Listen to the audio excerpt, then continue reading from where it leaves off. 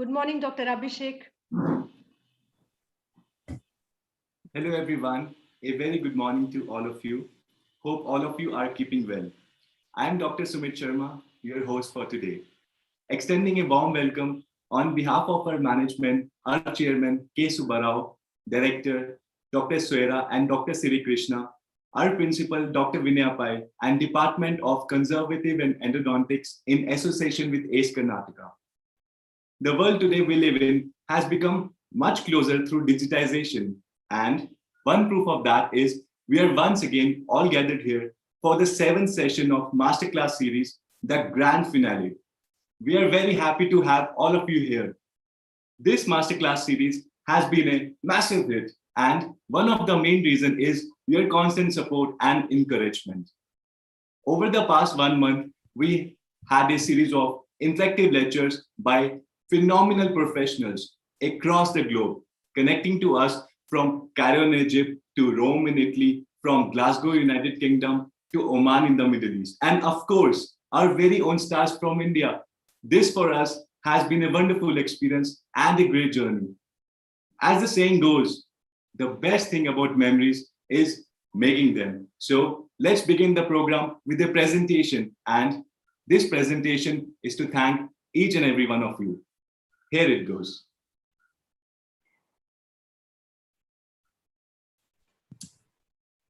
Dr. Prerna? Yes, sir.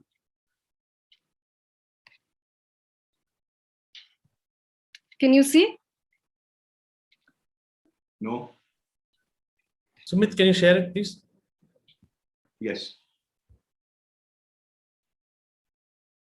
Prerna can stop. Sumit, share it.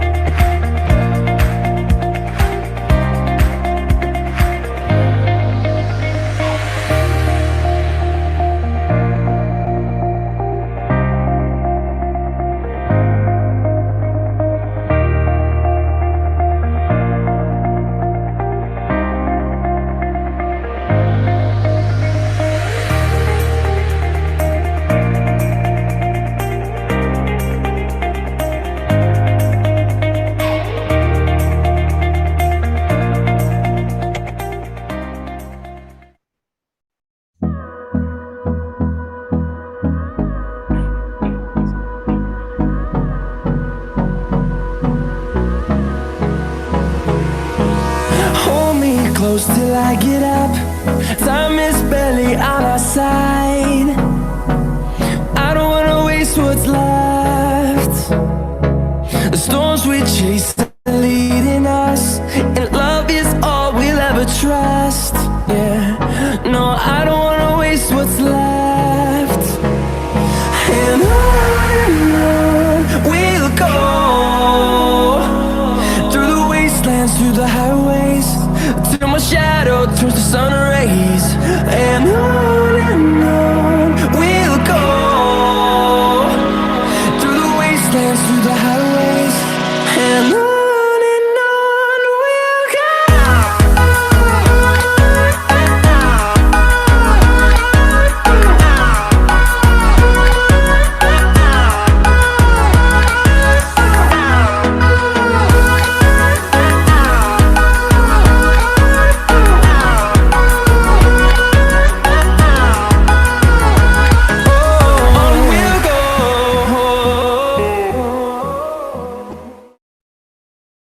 We hope this presentation made you smile.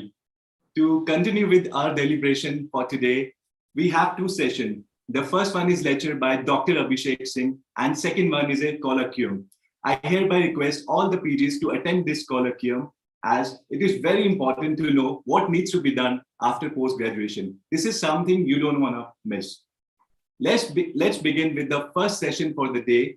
A humble request to all the participants and to switch off their video during the session.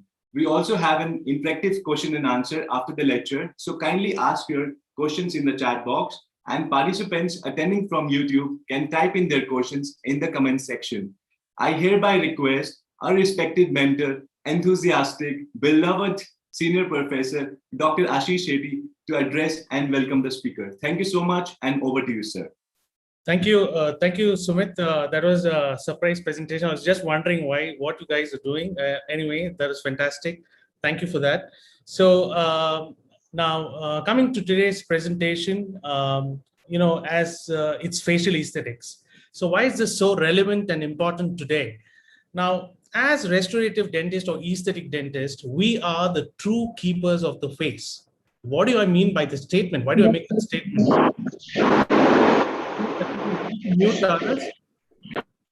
Yeah. And why do we need to make that statement? The reason is, more than any other health professionals, we are the ones who work maximum amount of time on the face. So the statement is warranted. As aesthetic dentists, we need to be much more than regular dentists. Okay, it's not about just giving that beautiful smile, the perfect veneers, or the perfect composite restorations with healthy periodontal tissues. We must always also think out of the box and out of the mouth. That is the face. It's a whole big canvas waiting there for us to paint on. So today's presentation is by Dr. Abhishek Singh, the masterclass finale. And I think it's a fitting lecture for this entire series. And Abhishek is, to introduce him, I mean, I know Abhishek for a really long time. And how do I introduce him? I introduce him with one word. He's an aficionado, which is he's a very definition of that word. And he's a connoisseur for finer things in life. And I have known Abhishek, like I said, for a very long time. And I've always viewed him as an individual who's very passionate, hardworking, who had huge aspirations and set very high standards and goal for himself. Now, when I say this, believe me when I say this, he's actually walked the talk. Now, he's done everything what he pursued, and he's fulfilled almost all his goals. And it takes me back to a memory way back in 2010. That's the last time I met him. And I think since yesterday I reconnected with him after 10 years. And this is when I was in New York, and Abhishek lands up at my doorstep and he signs me up for a course 6 o'clock in the morning the very next day. And it was a cold winter morning. That's why I remember this. And we drove down to Uptown Manhattan and we did this course on Snap-on Smile. I'm not sure many of you know it, but it became a big rage later on in both the United States and Europe. And this is about Abhishek. He's got this uncanny ability to sniff out the latest courses, go there, be the first one to enroll in it, do the course, and train in them, and come and integrate into his practice. And I think that's what sets him apart. And it's little wonder that his practice today in Glasgow is considered to be one of the best practices in the whole of that region. Now, Abhishek has an interesting journey. He's born in Varanasi. He went to do his undergrad in Manipal College, went on to do his master's in endodontics and conservative dentistry in Savita Dental College, Chennai. And from there, then he moved on to write his exams, his boards on FRCS and MFTS, and got an entry into the Royal Colleges of Surgeons and Physicians, Glasgow.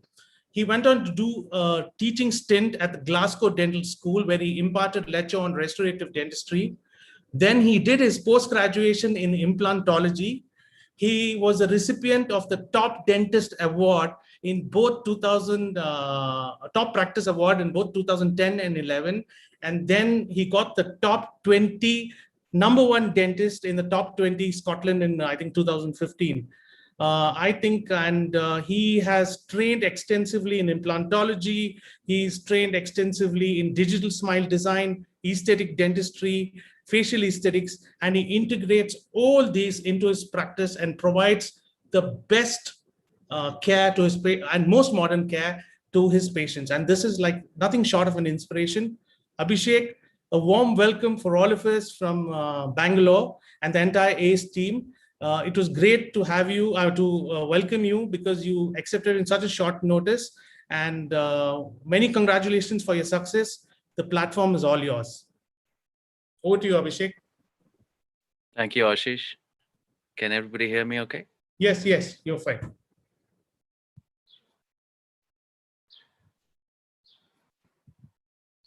Right.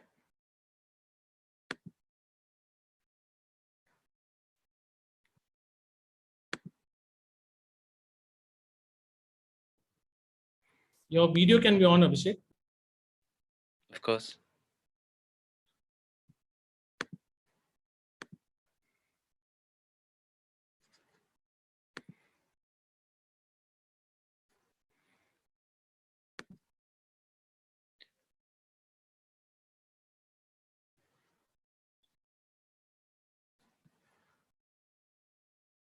Right. Good morning, everyone.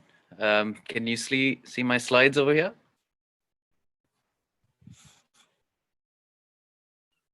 Yes, Dr. Abhishek, we can see you. Perfect. A very good morning. It's early morning in Glasgow. A nice crisp day, and thanks to Dr. Ramya and Dr. Ashish for kindly introducing me. It's nice to be here and to speak to you about some of the things that I'll be talking you through today. A holistic treatment approach incorporating facial aesthetics and digital smile design. Let's kick this off. So my topic will be dental medicine tweaks for happier smiling faces. The aspects that I'll speak to everybody about will be digital smile design. We'll go through some cases, a little bit on aesthetic dentistry, as well as facial aesthetics, and how you can seamlessly integrate the provision of these in practice. It's not difficult, and as Dr. Ashish said, we're well versed in being in the setup to ideally offer these to all our patients. It's just about training and developing skills to offer these. Now, a little bit about my journey. I graduated from Manipal, 1999, and it set me up to a career in dentistry at that point. I went on to do a master's in conservative dentistry and endodontics in Madras, following which I finished a stint and completed my fellowship at the Royal College of Physicians and Surgeons and landed in Glasgow, where I taught restorative dentistry for a few years. It was a very nice experience, getting to know teaching and learning in a different environment in a different country from India. And I then got into practicing restorative dentistry mainly in 2006 in Glasgow. From there on, there has been a lot of training in terms of facial aesthetics, dental implantology. I do some short-term orthodontics as well. And the point I'm emphasizing is that your learning has to continue. You do get better at doing what you already know, and you learn new things, and that does not stop and has to continue. So for all the postgraduates attending this webinar today, the one point I would like to emphasize on is that you have to cultivate an attitude to keep learning wherever you can and keep going with it. So the idea of today's webinar is to introduce a holistic treatment philosophy, combining dental, aesthetic, and facial aesthetic treatments to all our patients.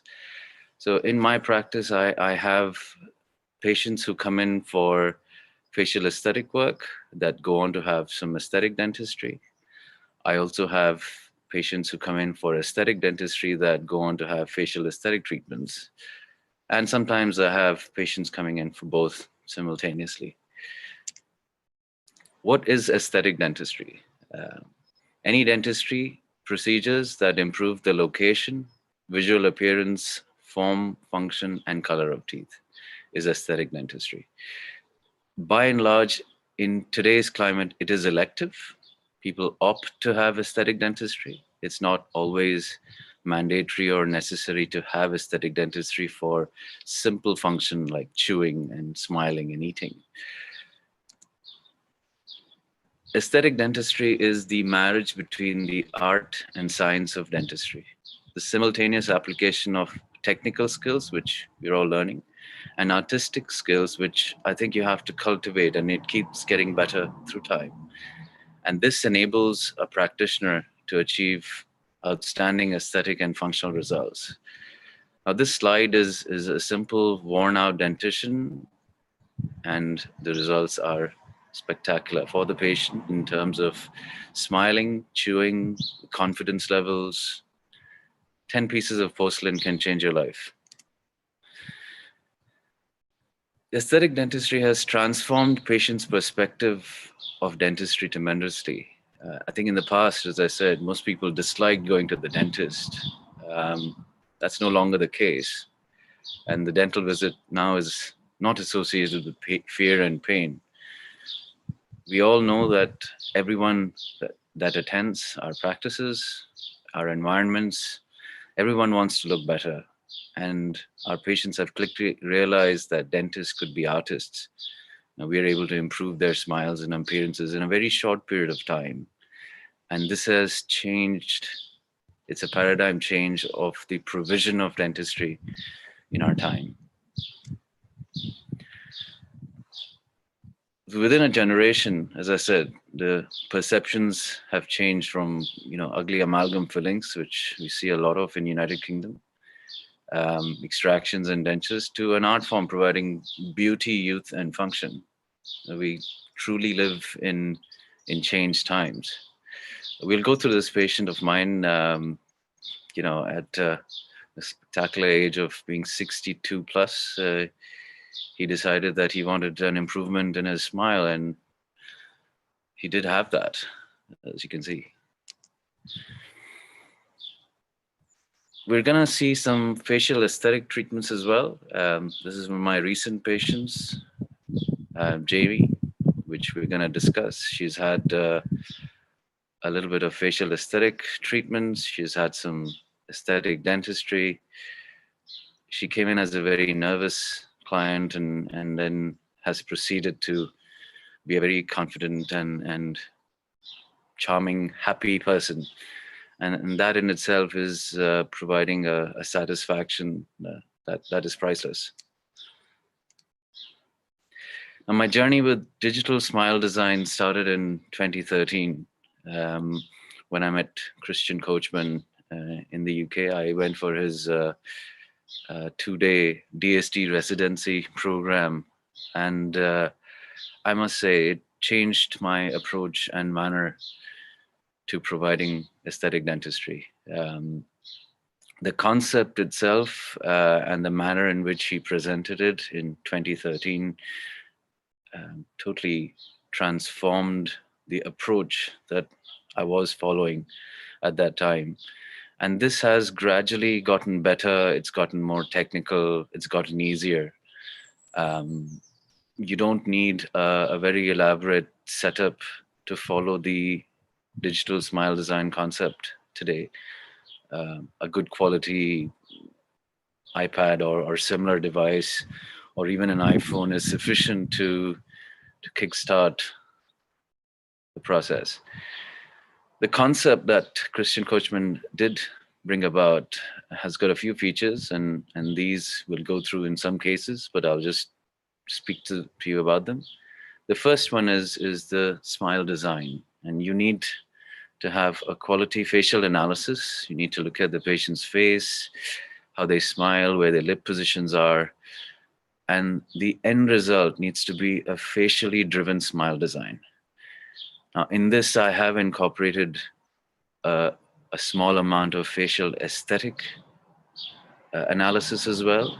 So, for example, if I'm changing the appearance of the lips, the texture, the size, the position, we utilize that information when we are designing the smiles. So in some cases, veneers or crowns could be a little bit longer if we anticipate the lips to be increased in size. The second aspect is the planning, the diagnosis and decision making, which sometimes is involving several team members. It could be an orthodontist that you work with. It could be an implant surgeon who might be placing some implants. It could very well be an endodontist who requires specialist input into the case that you're doing. It all depends on the complexity, but you need to plan and design and decide the progression of your treatment. I generally try and do a lot of this myself. If I need input from a specialist periodontist or similar, then I do that. But that process involves everybody's input at the beginning, at the start, before we proceed with the patient. The third step would be presenting a mock-up. Now, this is probably the most important part of the digital smile design concept, in the sense that the patient gets to test drive their smile within reason, and generally is the most wow moment that triggers emotional dentistry. I mean, we've had patients who've cried because for 20-25 years they've had crooked teeth or misshaped teeth that they were not happy with their smile, and a simple mock-up changes the appearance, and they're able to see firsthand what they could potentially look like. And that is priceless. So we'll go through that as well, and I'll show you a few cases of mock-ups and how I use them. We'll also discuss how this has gradually changed with intraoral cameras and intraoral scanners, and you're able to actually design and print a 3D model of the end result beforehand to do a test drive. So again, the DSD concept has changed in 10 years and has become a little bit more easier to do. The other thing it does is it promotes referrals and happy smiles. Majority of happy patients will send you other patients who need the kind of work you offer. And no amount of marketing, no amount of social media presence can duplicate that. It is always the case that your best advertisement is a happy patient. And I think the digital smile design concept takes that on board and in a very big way.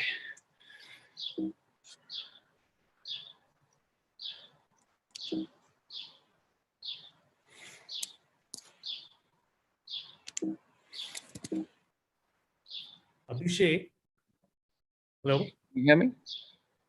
Abhishek, can you hear me? Yeah, we can. I can. Yeah, your slides are not moving, I think. Can you just check on that?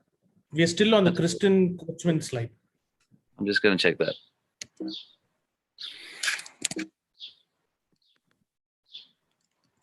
Yeah, it's moving Okay. now. Yes.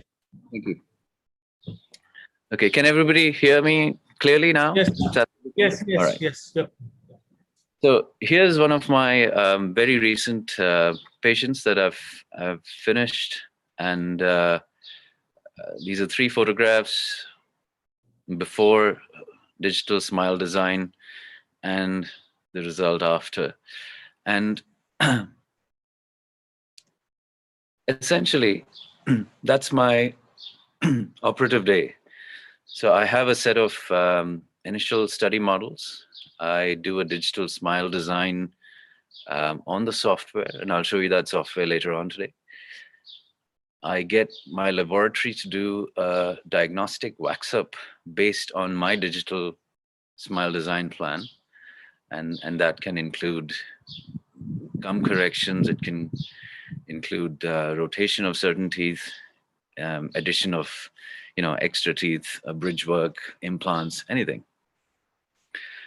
And what the laboratory then sends me is an index that you can see on the top, which is very precise, and that gives the patient the ability to actually see exactly what they would look like with the end result. I tend to use the shade of temporary material that the patient has chosen in terms of color. And you can easily see that initially he wanted a very bright shade, and then he changed his mind into a little bit more sensible color very appropriately. The photograph that you see on my mobile phone is what I would use with the software sometimes to demonstrate to the patient. And the beauty of this software is that you can use it on the day that they come in for the consultation. It's no longer requiring, several hours of digital smile design to actually show a patient what they could look like. The details can obviously be worked out later on. So let's go through one case just to give you an idea. So here's a case of severely worn dentition, a few teeth missing. There's a lot going on over there. And what we did was we did a digital smile design for this particular patient.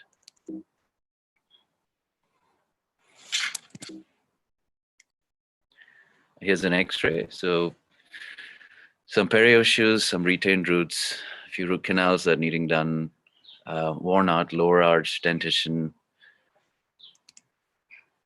And here is what I traditionally used to use, is a mechanism to design the increase in length, where the zenith of the gums need to be in the anterior region. So we put that in proportion aesthetically. And then I send this to the laboratory, and on a model of teeth, they would do a diagnostic wax up to my prescription, something like that. So digital smile design, the important thing is getting this analysis and communicating it effectively to the laboratory to produce that. And from there, you can follow it up very easily to getting very predictable aesthetic results. And this is the critical aspect of digital smile design, where you incorporate where the end result will be before you've started, as far as possible. So this is patient with some temporaries from the diagnostic wax up.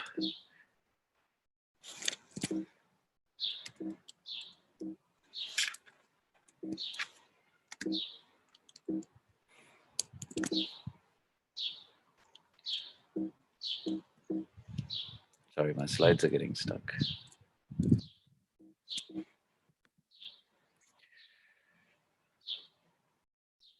And here it is.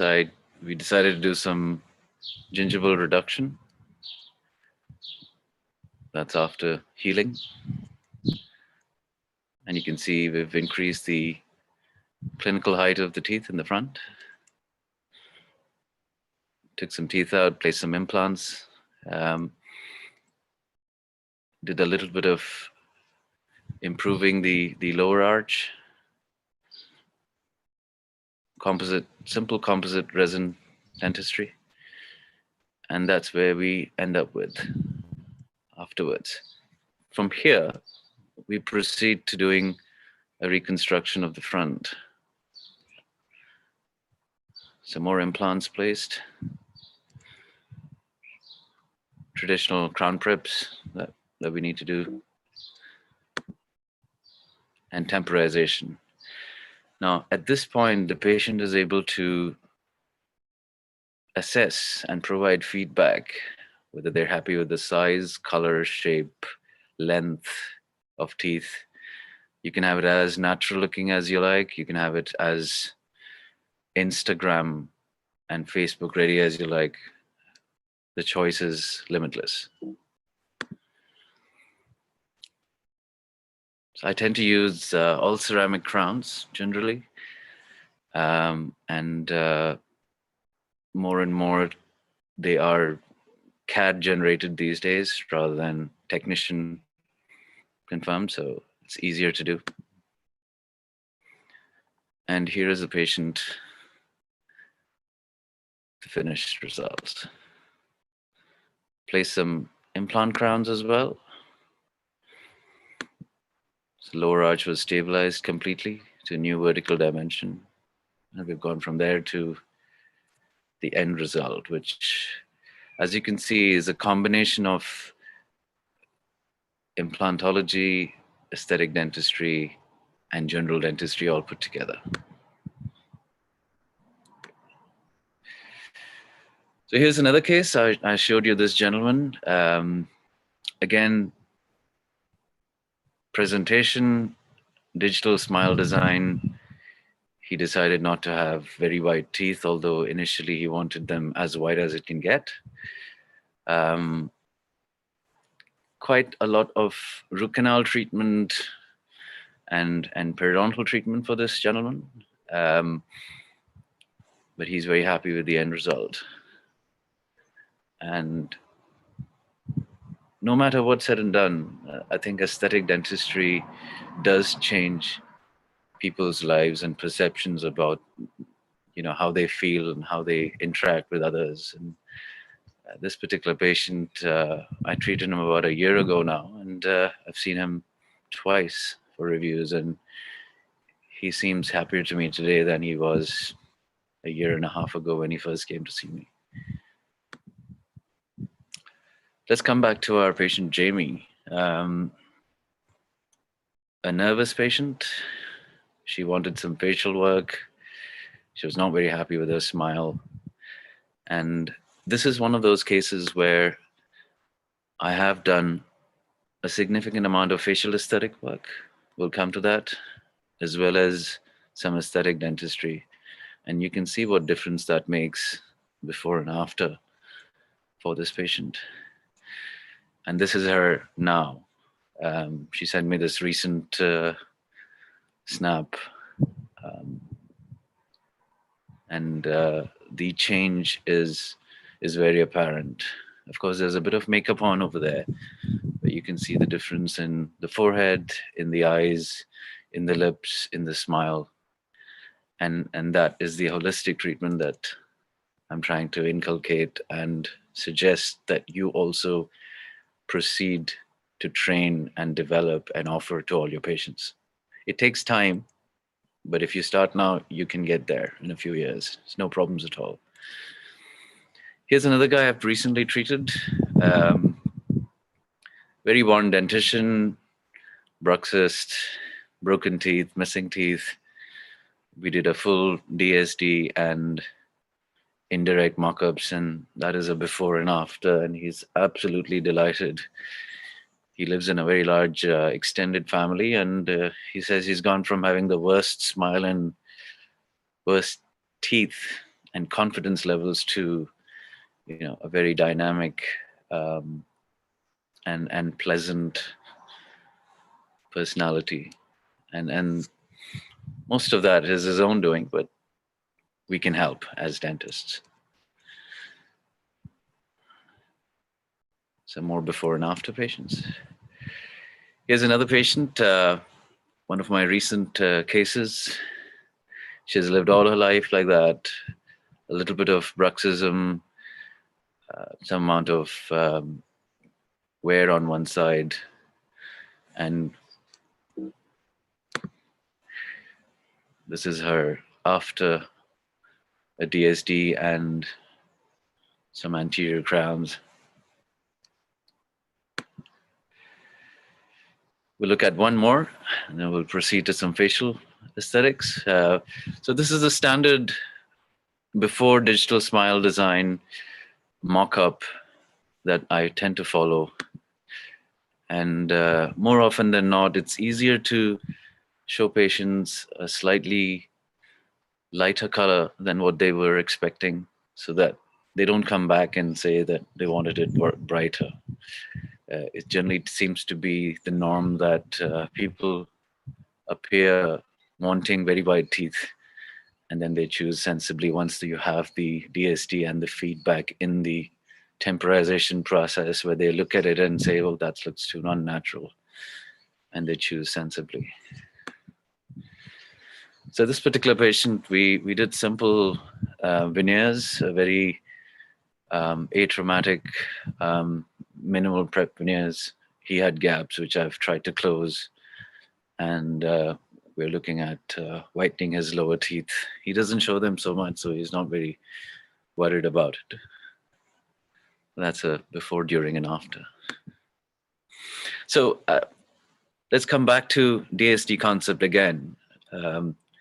With the previous presentations of cases, you can see the design. You need quality facial analysis and a facially driven smile design, which is essential. You need to be able to pick up where you want the end positions of certain teeth, the zenith of the lip, to be in order to arrive at a functional, good-looking smile that you can also maintain without any problems. Sometimes you have to do the diagnosis and decision-making in 2 steps. You may not get the right answers and make the right plan on the first go. And sometimes it needs to be a 2-step or a 3-step process if you're not sure about the periodontal health or the orthodontic movement need of the patient. So here's a good case of a before and after. And it tends to become a lot more predictable if you're following all the steps methodically in this process. And as I said, these happy patients become your ambassadors, and they go out in the world, and the number of people coming to you for aesthetic dentistry will gradually increase. So I wanted to mention this software that I have recently started using, and it's a very simple software. It's called Smilefy. It incorporates all the aspects of digital smile design, and you can use it on any device. I tend to use an iPhone, and it's a simple app. And you set up on, you can do a 2-dimensional smile design or a 3-dimensional smile design if you have a intraoral scanner. Very simple step. So you choose a patient and you choose a full smile. And for the purposes of this, we're going to use this patient, for whom I'm going to do some facial aesthetic treatment as well later on. So it's an easy one to visualize. So you just need a standard smiling front face photograph that you can take with the same phone that you're using. And you upload it over here, and you can get the symmetry and the facial flow for the patient straightforward. This software incorporates a number of things that normally, traditionally, you had to do on Keynote with DSD, but it does some of the work for you. So it's a literally easy, drop and drag and shift left and right and change the curves. You can add the number of teeth that you want. Could be 4 teeth, 6 teeth, 8 teeth, 10 teeth. You can change the position of where you want it to be. And it also has a database of different kinds of smiles. So you can choose whether it's a young patient or an older patient. You can choose the shape of the teeth that you want very easily. And you can trial this chair side sometimes. And this generates a really nice smile simulation. It pretty much, 5 to 10 minutes is all it'll take, if not less, to create a before and after smile simulation. And this kickstarts the aesthetic journey. This software lets you save these before and after images. It can also let you create a PDF doc that can be emailed. You can send it on WhatsApp. You can share a screen recording and send it to the patient. And generally very, very good if you have a treatment coordinator in a practice setup who will then direct the remainder of the logistics of the treatment. So this is the before and after smile simulation that I was talking about. And you can have a small video as well. You can see that simulation right there.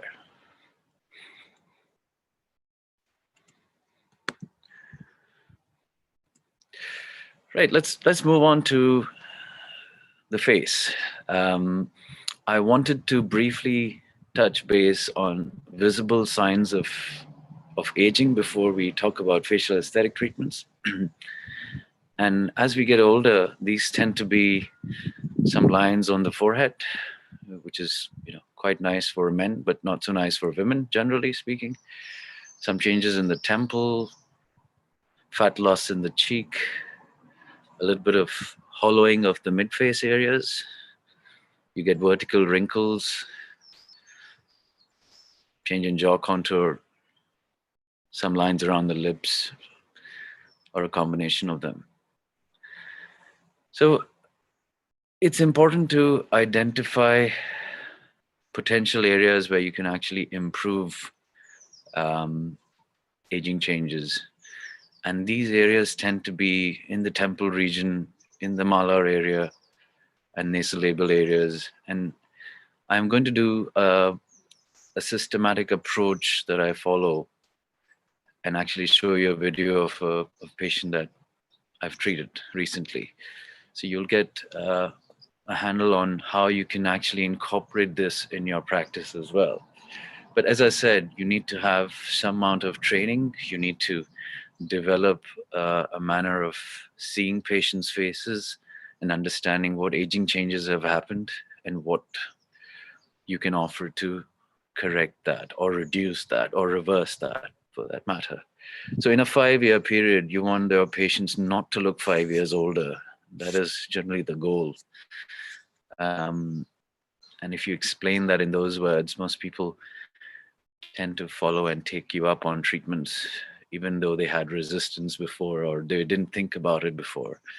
So sometimes it helps to have this conversation, excuse me, on the first day that you see the patient, so they're thinking about it as you proceed with treatment.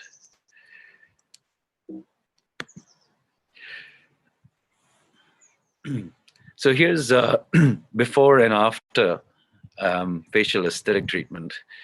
And it's very subtle, and yet it's very obvious as well. And the good thing in these kind of scenarios is actually being able to judge what treatment is needed for what part of the face. I tend to direct my discussion by dividing the face into thirds. And I tell patients what they need in the upper part of the face, middle part of the face, and the lower part of the face.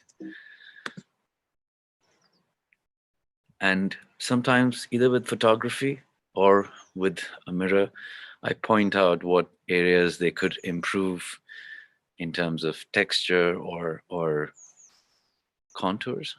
So I've indicated some of them over there. So let's come back to Jamie over here. Jamie has had some Botox on the forehead. She's had some fillers on her nose, which she had a deviated nasal septum in an accident, and that didn't heal very well. She's had some lip fillers. She's had some tear trough fillers, some chin augmentation, and I've done 4 veneers for her. So let's talk about Botox for a few minutes. Botox is a toxin, and it blocks the signals from the nerves to the muscles. So wherever you inject Botox, those muscles cannot contract, and this makes the wrinkles relax and soften. So that's in a nutshell, how Botox would work. The amount of relaxation depends on the amount of Botox that you inject. And I generally like a very subtle result. I don't like frozen faces. So I tend to use a little less dosage of Botox, where people have a reduction in the movement, but they don't look frozen completely. So uses of Botox, rejuvenating the face. You can get a brow lift, which we'll speak about. You can get rid of some chin dimples around the chin areas. It's used for the treatment of migraines. A lot of Caucasian population likes to have Botox to stop lines appearing, not treat them. So the use of Botox in younger clients has increased recently. Botox can be used to reduce excessive sweating in the armpits. It's used for slimming the face, masseter injections, which can gradually reduce the strength of the jaw muscles, so to speak. It can correct downturned mouth corners, so the angle of the mouth can be improved on. It can be used for correcting gummy smiles and platysmal bands.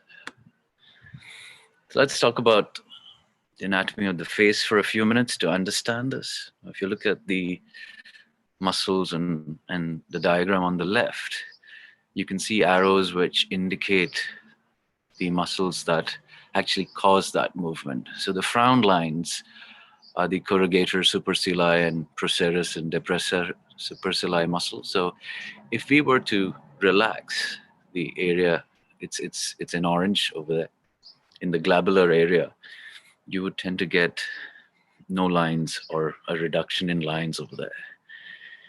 If you look at the horizontal forehead lines, it's kind of pink in color on the top. There's the frontalis, which elevates the eyebrows up. So when you're doing that, you get lines and wrinkles on the forehead. So if we were to relax that muscle, you would have a smooth forehead, and so on and so forth. If you move to the lower part of the face, you can see around the corners where you've got marionette lines. You've got the depressor anguli oris muscle in the corner of the mouth. And if you were to relax that muscle, you would get an improvement in the droopiness of the corners of the mouth. So this is my patient Tanya. I recently treated her, and I've treated her 2 or 3 times now. So she actually looks better today than she did when she first came to see me. But she has kindly offered for me to use her photographs and videos to use for this webinar. So I'm very grateful to her for letting me do that. So for Tanya, I did a face analysis, and I suggested that we do some Botox for her forehead, for her crow's feet, and a little bit of Botox in the corner of the mouth so we can correct the angles. I've done some tear trough fillers. You can see the areas under the eyes, a little bit of lines, slight change in texture necessary. A little bit of lip augmentation, because I think she can have nicer looking lips. A little bit of fillers in the nasolabial areas. In addition to a smile design. So let's go through that. You need to have a knowledge of muscles in the face. And I think we are all well versed with this. We go back to our anatomy, but for doing better facial aesthetics, I think revisiting anatomy is critical, and you need to know which muscles act in what manner and get a knowledge of the depth and gauge and movement of certain muscles, so you're able to assess them before you inject. The learning injection techniques is not so difficult, but analyzing faces and learning where and what and how much to use is the critical part. And that comes with a little bit of time and training. So Botox can be used, as I said, for treatment of gummy smiles.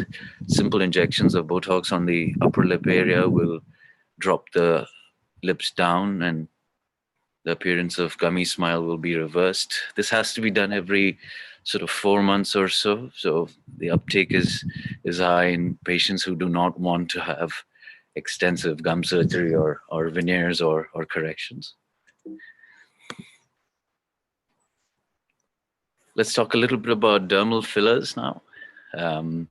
Most dermal fillers that I use contain the naturally occurring substance called hyaluronic acid, which is present in our bodies when we're younger, and it slowly depletes and decreases. This provides hydration for the skin.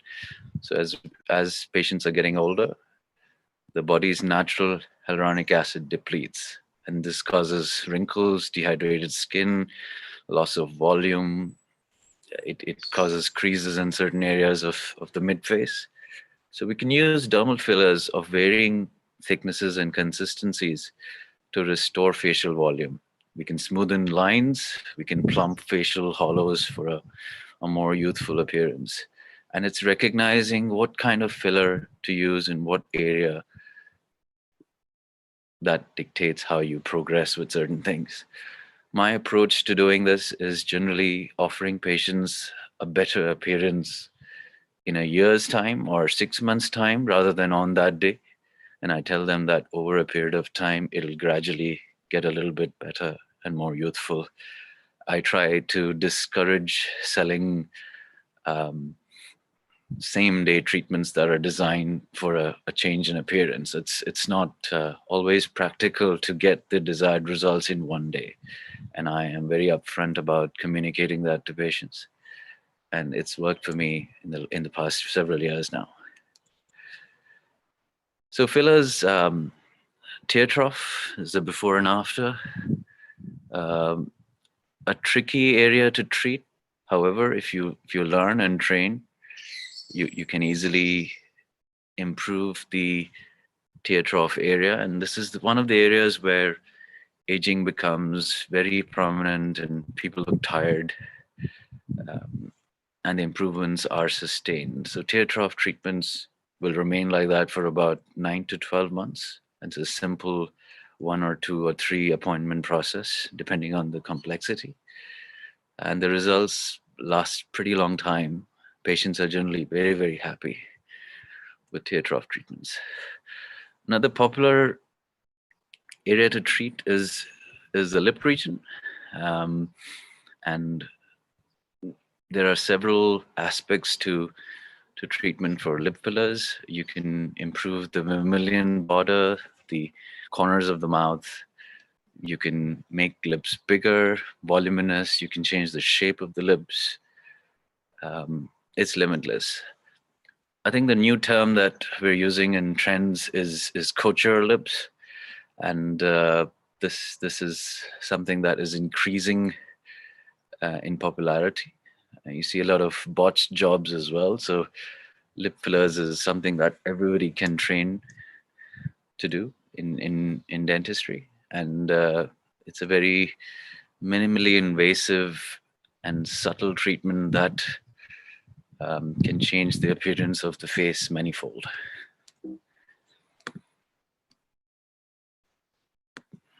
So here's some examples. We'll see one live patient anyway. I also do some jawline augmentation with fillers. You can see the before and after for this patient.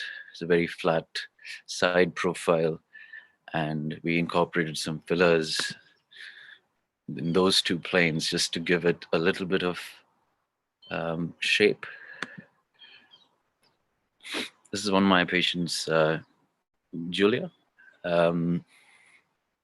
And to give you an example, I have facial treatment. I've done some Botox for her forehead, some tear trough fillers, lip fillers.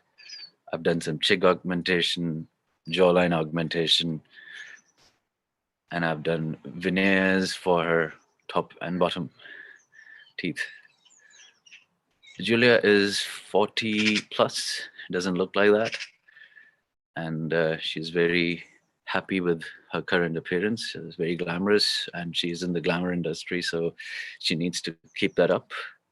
So I see her every sort of 6 months or so, and we revisit any changes in facial appearance that has changed and correct that. Another aspect of filler use, which I use, is for slight nose recontouring. Again, a delicate process, but you can change the shape of the nose. You can get the tip of the nose to be pointing a little bit forwards or downwards if necessary. Again, easy to do. You need to recognize what can be done and do it in stages. It's a nice result. Let's come down to this video of Tanya, and I'm going to just show you the video and talk through it in terms of my process flow. Some of it is obviously edited and condensed so that you can actually view it very easily today. But I would definitely suggest training before you start doing any of these procedures, and some amount of mentoring. So let's see this.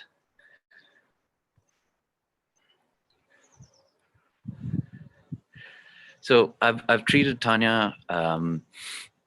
As I said, I'm doing some Botox. I tend to do a little bit of marking, pinpoint where I want to inject, generally speaking.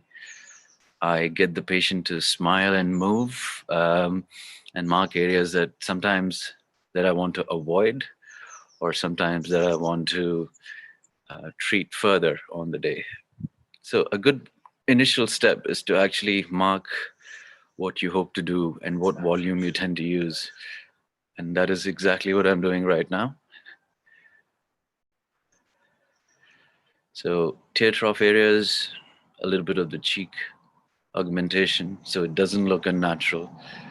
I'm marking the corners of the mouth and where I intend to improve her side profile when she's smiling and when she's not smiling. I'm marking where I'm going to be doing a little bit of lip augmentation as well. I tend to use 5% amla cream to numb the patient for a few minutes. And this generally is comfortable, and it gives them a sense of ease with injections. This anesthesia remains for about half an hour after, so people do feel a little bit stiff in their faces when they're walking out. So here we are with a little bit of Botox, glabellar lines. I tend to use the Botox brand personally, but there are several brands available, and you just have to work with what's available wherever you are or what you're comfortable with. As I said, I like the subtle approach, so I tend to underdo the amount of Botox, and it's always possible to add on top. That's the approach that I tend to follow. So gentle injection techniques, you've got to be mindful of anatomy, you've got to be mindful of skin creases. And as dentists, we're very, very good at injections anyway. So I don't see any training barriers in terms of injecting. So that's some Botox in the crow's feet area. And that's just gonna give her a slight brow lift as well, because we're relaxing that muscle. Tanya does not like any lines on her forehead, so I'm doing a little bit of additional Botox on her frontalis muscle right there so that she can get a nice smooth forehead in that region. Next, moving on, a little bit of tear trough augmentation. Again, I get the patient to look right up because I need the eyeball to be moving up to create space for me to put the tear trough filler underneath. You've got to hit the bone retract, and then fill it in. And superficial tear trough fillers can also be done with a cannula. I tend to use Teoxane Redensity 2 for my tear troughs. That's the syringe that you see me holding over there, and gradually it gets better. Moving on to a little bit of lip augmentation. So we're just trying to improve the height of the vermilion border a little bit, so she gets a nice increase in size. And I'm literally improving the contour of the lip, upper and lower lip, just tiny amount, because I think she can look a lot better with slightly more plump lips. She's got a dip in those regions. So again, it's gentle handling of the tissues. You've got to be careful of the facial artery in that corner. Sometimes I tend to palpate and check where it could be. Get the patient to smile, move them around. And because I've done tear troughs, I'm just incorporating some fillers in the cheek to make sure that the contour in that region is appropriate when she's at rest and when she's smiling. Now I'm doing the nasolabial folds, just reduce those lines around the perioral areas. The fillers I'm using over here is Juvederm. It's what I trained with, and it's what I tend to use in these regions. You get different brands. I just find the texture and delivery of Juvederm is easier. In my approach, I tend to do one side of the face on one go, and then I do the other side and correct it as needed. So you can see I'm doing the lip on the other side now. Just a little bit of voluminizing, giving it a little bit of a lift. Most patients like a little bit bigger lower lip than the upper lip. Just incorporating that in my filler practice.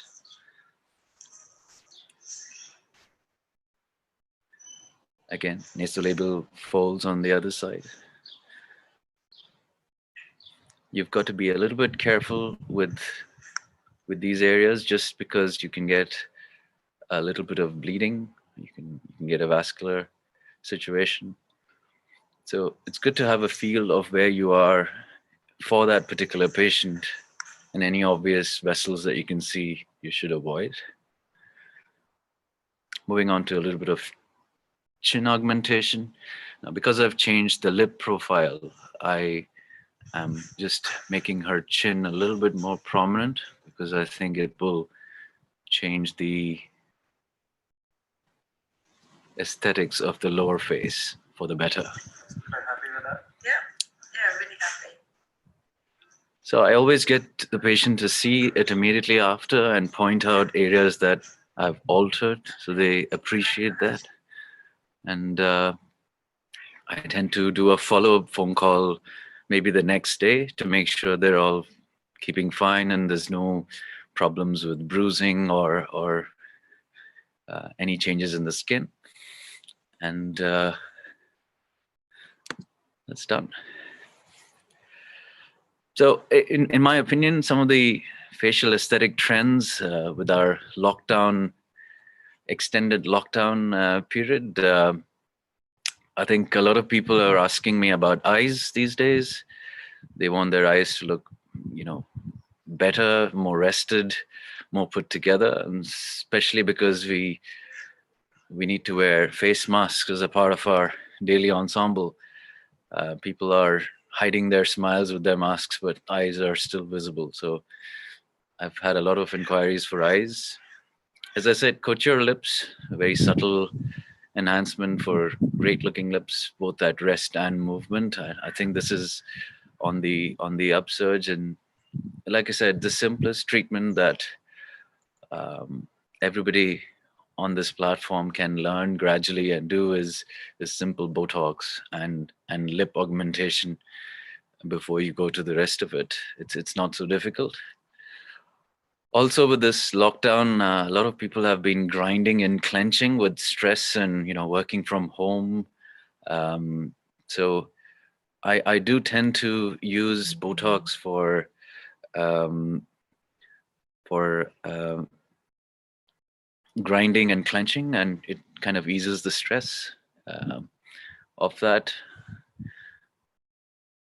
and it's very, very useful from that point of view. So that's also something that all dentists should learn how to manage and treat. So I hope this has been very useful.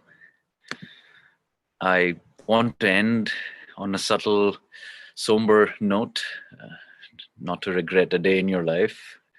So we all have good days, which give us happiness. We have bad days, which relegated to experience. We have worse days, which give us lessons, so we don't repeat. And then we have the really, really good days, which give us memories. Thank you.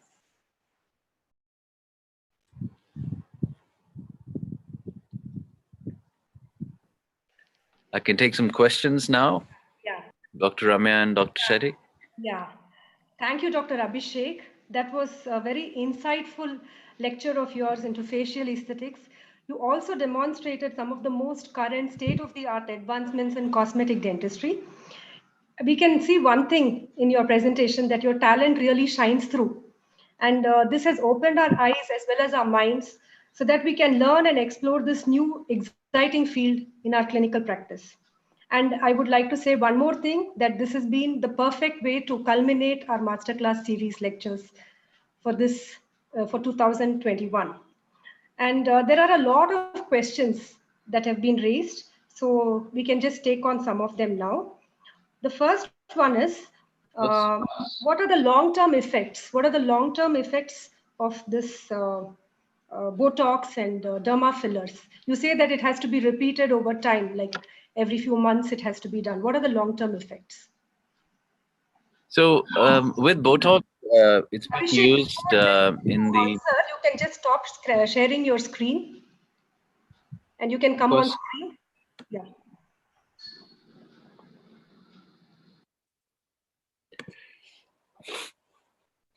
You can stop sharing your screen. Okay.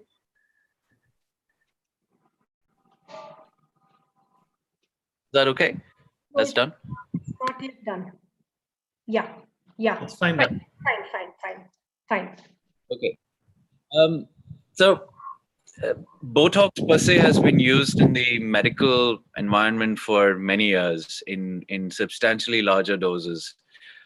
We don't really know the very long-term implications of Botox use, but I think it's been at least 10, 12 years that it's been used in facial aesthetic work without any problems. So on the Botox front, if you stop using Botox for a period of time, you go back to your natural state. There isn't any problems with it. Long term, I found that some patients are resistant to a particular kind of Botox. So I flip the kind of Botox that I use, and then that seems to be fine. Okay. One more question is, how easy is the software? You showed one software, Smile5. How is the workings of this? I think it's actually very straightforward and simple to use, and that's what I like about it. I still like my traditional digital smile design that I learned in 2013 with Christian Coachman, and it takes about 20 minutes for me to do that smile design, but it's what I'm comfortable with. But this software, from a chair side point of view, is very, very straightforward. I mean, I could take a photograph of a patient who's come in, and I could sit with them on my iPad or on my iPhone even, and just go through what they don't like very, very quickly and produce a simulation in the better part of 10 minutes, which can then be emailed or sent as they want to. As an initial before and after, it's very easy. Historically, I used to do that, the next day. We would send a simulation the next day and get patients in. But now it's pretty immediate.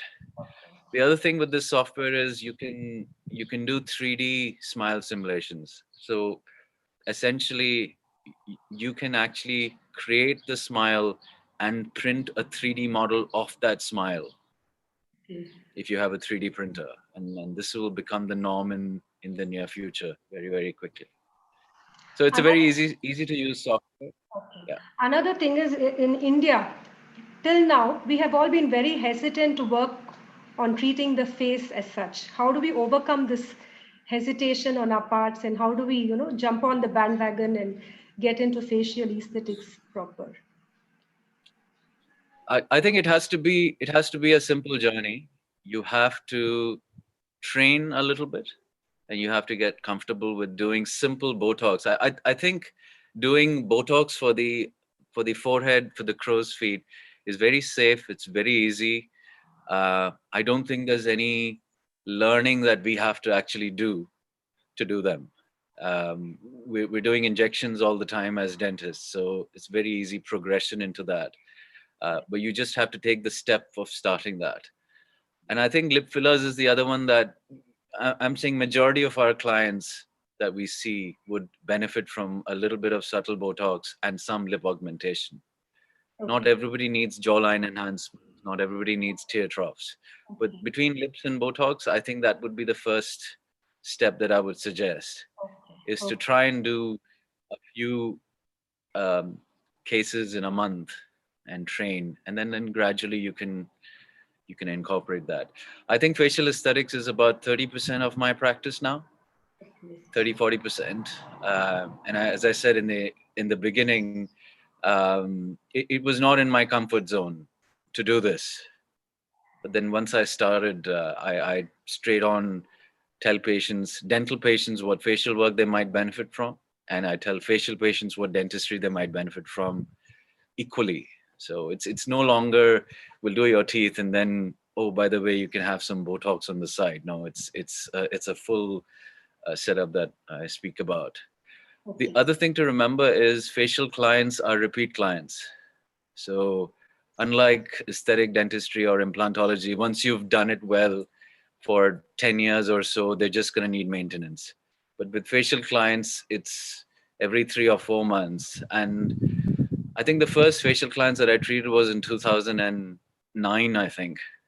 And I still see them twice a year. So it's a lifelong professional friendship as well. You kind of, see how people have aged and what's happened to their kids and that sort of a thing. So it's nice from that front if you're going to stay in one place. One more thing is, suppose you have injected a little bit of excess of Botox. How can you redo, and what are the consequences? Is it going to have any, any damaging effects? What are the consequences? So if you put too much Botox, you will have a sustained relaxation, if you like. So I like subtle results, so I tend to reduce the amount of Botox that I use anyway. And I prefer to see my client in a week or 10 days and top it up. So that keeps me safe. If you overdo it, then you'll have a bit more relaxation. So we tend to put the same amounts on both sides, unless you're wanting one side more softened than the other. But if there is some movement on one side, you can always balance it out. So if a patient comes to you with where one side of the brow has gone higher up than the other side, you take that clinical judgment and you inject a bit more and it's okay. So if you do your dosage correctly, you're within that normal range that you should be injecting anyway. So you can never inject more than that. So I actually calculate how much dosage I'm using on that day, and then I mark it where I'm injecting what, as you saw in the video, and then I inject it. So there is no process of over injecting, so to speak. And if you want to be safe initially, you can use a separate syringe for each area. So you can use 3 syringes. So you're not injecting more than necessary. That would be one way of doing it. So yeah. Thank you so much, Dr. Abhishek. There are many more questions. I think we will email them to you and then wait for your answer. In the meantime, we would like to present you with a certificate of appreciation to thank you for taking time off your busy schedule, particularly getting up so early in the morning and joining us for today's session. Thank you. We will be mailing this certificate along with a letter of appreciation shortly. Thank you once again. You have made a huge difference to our Thank you. masterclass program. Thank you. Thank you very much. It was nice to share this. Ashish, would you like to add on something? Yeah, thanks, Abhishek. I know it's very early in the morning with the 5-hour difference, but I took my revenge on you finally because you made me get up at 6 o'clock 10 years ago. And it was wonderful. And many congratulations for your success. And I think it's a great inspiration for all our young budding endodontists that you need to come on the face and forget the mouth or do both. Because as like I said before, face is a big canvas and it's revenue generation. And you're giving something quality to the patient as well. So goodbye for now. Thank you. So so moving along, it comes to our end of the first session. Before we go ahead with the second session, I would really like to acknowledge all these speakers from across the world who've come in our time of need, and they have come at the first invitation without any drama, without any demanding for money. These are all pro bono lectures, and they're huge international speakers, and of course our very own Indian stars. It was amazing. I don't know how we pulled this off, and I hope you guys enjoyed it as well. There's one person you can see, I mean, many of you can see that is Dr. Nasir Shadman. So what happened is Dr. Nasir Shadman lives in Kuala Lumpur now, and they've been hit by a very bad wave of the coronavirus. The second wave has been very bad. So they are under stringent lockdown, and his laptop is in his office. So he called us yesterday and gave us a beautiful message thanking, wishing you all the students all the best. The moment the lockdown is over, he's going to deliver his lecture, and we will let you know accordingly as and when. So, ma'am, would you like to add anything, or should we move on to the next session? Yeah, we'll move on to the next session. Yes, Sumit. So coming to the second session, this is especially designed for all you postgraduate students. So I recommend that you don't run away and stay online. So, I have an analogy which says that, the best diamonds are formed in the deep crust of the earth under immense pressure and temperature. So your PG course is actually immense pressure and temperature so that you come out as well-cooked diamonds. But because of the pandemic, and your course has been greatly hampered, I must say that. And most of you, without no offense meant, are quarter baked and not fully baked.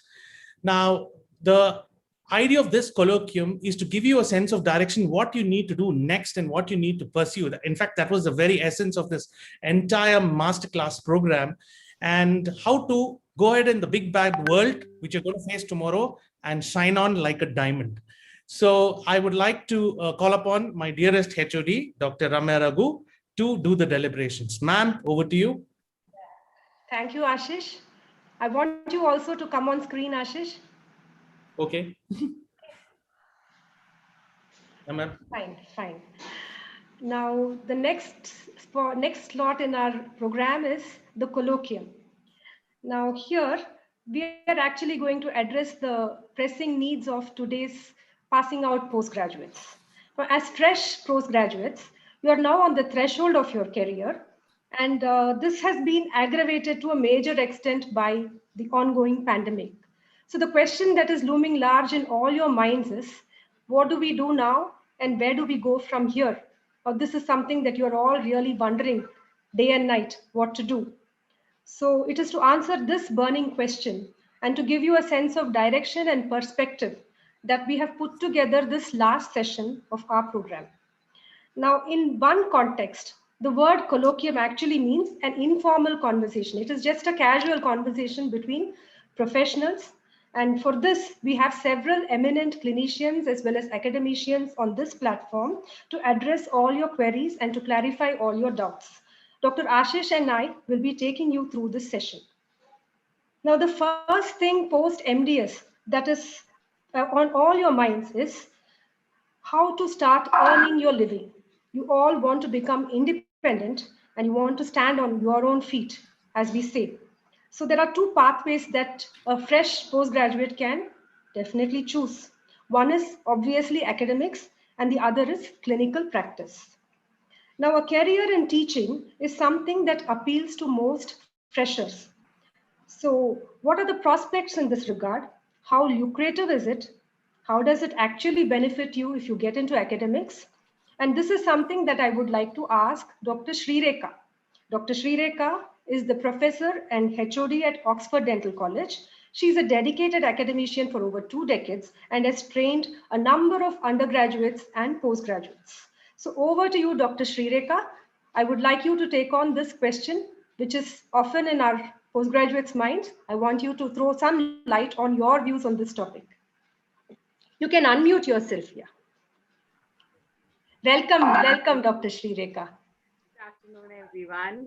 Good to see everyone, ma'am. It's so beautiful to see everyone. Okay, going to the question that you asked, ma'am. There are issues in it, so I'm not going to go into the issues with academics. I'll directly go to the positive points about academics. One of the best thing is if you're passionate about teaching, this is the place that you have to be. Why? Because academics is the area which trains the next generation of dentists, isn't it, ma'am? So what happens is, if we have issues with dentists, when we say, there's a poor diagnosis or a poor management of case, that means we haven't done a good job. So, if you're keen on academics, you're keen on training postgraduates, you're keen on sharing your knowledge, mentoring, or even being a facilitator, this is the best job to do, because it's one of the most satisfying as well as a fulfilling job. When you do your job, or a well done job, obviously, you have many dentists who are there. And, if, I have a scenario, I obviously can't do a root canal to myself. I need a well-trained student there, right? Isn't it? So that's only possible when we do our job very well. And as I said, it's a very fulfilling job. We have another portfolio that has come up in the recent years, that being research towards the Indian subcontinent. We've really not addressed this much. If you're keen in research, academics is another field that we can all enter into. We have enough areas where grants are possible. Your original research done well, published in a reputed journal. I think one of the it's like a topping on the cake. You get recognized not just in our national front, even in the international front. You're invited into the editorial boards of reputed journals, and the view or the visibility that you get internationally is one of the best. So this you can bank on. So academics, I personally feel these are the two stand-up points. One is the teaching, which is highly fulfilling. Second being the research, which we need to, I think, work on. And we have many young dentists who've been recognized on this aspect. So I think these are the two major good things, ma'am, about academic issues are there, but that can be solved, whether it's the promotion aspect or the remuneration aspect, that could be addressed by various issues, isn't it? Yeah. Right, Rightly put, Srireka. Very nice. I really appreciate you sharing your views here. I would also like to ask Dr. Sylvia, who's also been a very dedicated and sincere academician, same number of years, over 2 decades or so. I want her to share her views on this topic. Thank you, Dr. Sylvia. Yeah, good morning, Dr. Ramya. Thank you for the opportunity. Yes, academics has been very fulfilling for me. More so in the, I would say more so in the earlier aspects of my teaching. But I think Srireka said, it has its positives. I enjoyed, and you need to be really passionate about it and work hard and keep updating yourself. Without updating yourself, so you have to be prepared for a lifelong learning. And it has its positives. You yourself have to set up a good standard for your students, because they look up to you and they look the way you teach, the way you behave to your colleagues, the way you treat your patients, because all that, and then they get inspired, your students. That is one aspect. So if you have that inspiration in you, please go ahead and go, but you need to sustain, because there is a change of environment from what I was started with, because the type of students are different. You have more Google-based students. So, the academic is a lot of challenge these days. I feel there's the challenges more because you need to update, and these students get the information at the tip of their fingers. So you have to be able to give them more than what they can get from Google and from the internet searches. Yes. So you need to update yourself. So, but it has its other side. The type of students you get now is not as much, as compared, the dedication is not there.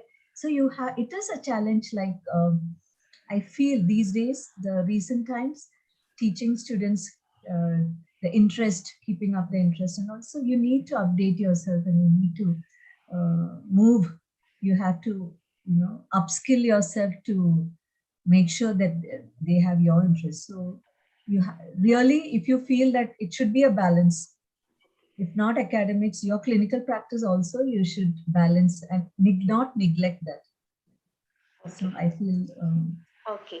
Thank you, Dr. Sylvia. Like you put that, we have to now have a change of attitude, and our approach should also be different when it comes to training students today, because they are all IT enabled, and they are all much more proficient with technology than us. Plus, you also put in that point that we have to be always updating our knowledge. Yes, that is another benefit of being in academics. Now, another aspect of academics, which Dr. Srireka has mentioned, is about research. This is another means by which we can further your growth in academics. And one way of furthering our growth in academics and reaching greater heights is by what is now being very much touted as a PhD degree. So for this aspect, I would like to invite Dr. Mitra, HOD and Senior Professor at A.B. Shetty Memorial Dental College, who's been an avid researcher and has guided many, many PhD scholars over the years. So this is for you, Dr. Mitra. Welcome to our program, and thank you for consenting to be a part of it today, despite your very busy schedule. Thank you, Dr. Mitra. Thank you, Ramya. Yeah. What is the scope of research and PhD according to you? What is the scope for research and PhD, and how does one go about it? And what are the additional benefits one can acquire by adding on a PhD degree to their credentials? Yes, a very good question. Thank you, Ramya, for the opportunity to answer such a question, which is most relevant at this time, what to do after MDS. PhD, it is more than a degree. It is regarded as the highest degree in varied academic disciplines. Doctor of Philosophy aims to provide students with a chance to develop deeper into specific area of study, and the PhD ecosystem has evolved over time. Initially, the common thinking was the scope of PhD is limited to academics. However, today, amalgamation of academics, clinical practice, and industry has left many options for PhD graduates to explore. They are able to use their knowledge-based skills in development and innovation.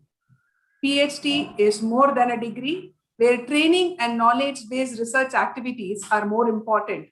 It is about engaging in-depth research along with a thorough understanding of research issues and ability to solve key problems with exceptional analytical and observational skills. There are various countries and universities that follow different formats and guidelines, maybe part-time or full-time, which is minimum period of 3 years to 4 years respectively. In certain instances, they are based individual research projects. Many universities in India offer excellent PhD programs. Those programs provide a key transferable skill to various aspects with emphasis on enhancing skills, critical development of early stage researcher. The most important thing for any postgraduate student before they start to do a PhD is, remember, PhD is recognized worldwide. That degree is recognized worldwide. Before you start selecting a university, most important is select a university based on the key area of research interest. You need to know what is your area of research interest and then get into the university where there are facilities for you to continue that area of interest. Identification of the guide and their credibility makes a lot of difference to your PhD program. Accessibility to research and learning facilities in the university is most important. Research work funding, internal and external grants from charities, research council or bodies which may be private or government, industry funded or scholarships. These are all the homework which you need to do before you start or join the PhD program. And once you start with the PhD program, there is a lot of options. Yeah, and now, in fact, the industry is looking for PhDs to join. Even in academics, if you are a PhD, you are directly taken as a reader as per DCI. So there is a lot of, the present generation has got a lot of scope for PhD. So I think there is a lot of scope for the present generation who have just finished to continue the learning skills into a smaller area and master themselves in that. So wishing all of the postgraduates, fresh postgraduates, all the best, and thanking Ramya for this opportunity to share my thoughts. Thank you, Ramya. Thank you, Dr. Mitra, for that in-depth analysis and all the benefits that one can achieve by doing a PhD and furthering one's career, both academically as well as in, either in India as well or abroad. So in both respects, it is going to be really beneficial. Thank you so much for taking time off and being with us today. Thank you. Thank you. Now moving on to the next aspect, which is a dilemma that is faced by most of the lady endodontists. And remember, there are an appreciable number of lady endodontists passing out nowadays. So the dilemma that they face constantly is how best to manage career alongside family. Now, this is really a tightrope walk for most of them. So how do they balance both?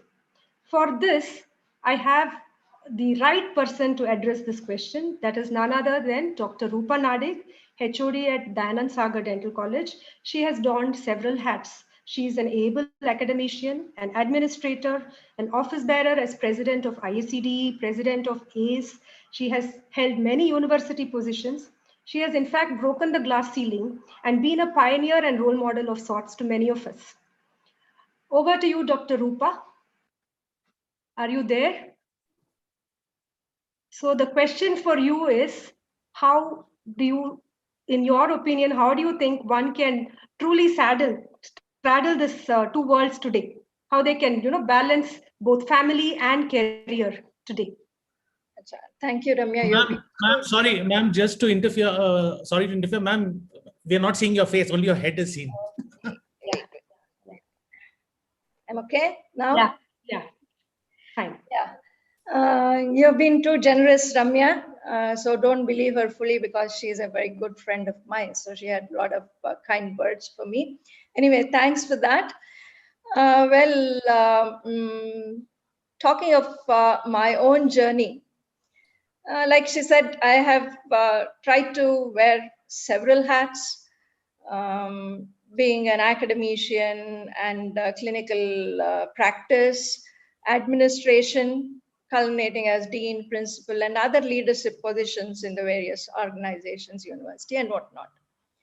While it was an enriching experience, both contentful as well as satisfying, of these hats that I have worn, being an academician was the most gratifying and the satisfying period or the hat which I have worn. I should submit that. And what is, like you were talking about the challenges in academics, right?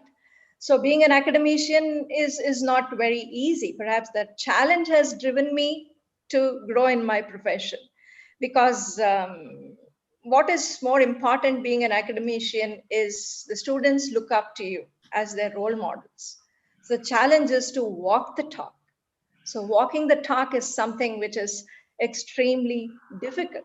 You can probably advise people and whatnot, but walking the talk is perhaps the challenging aspect.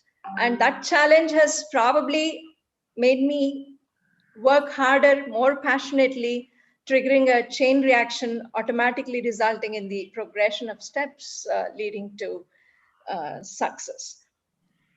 So she was talking about the work-life balance, right? So that's what you wanted me to say. So work-life balance is not only for a woman, if you ask me. It applies to probably every individual, whether it's a male or a female. But certainly women are much more likely than men to experience a variety of family-related career interruptions.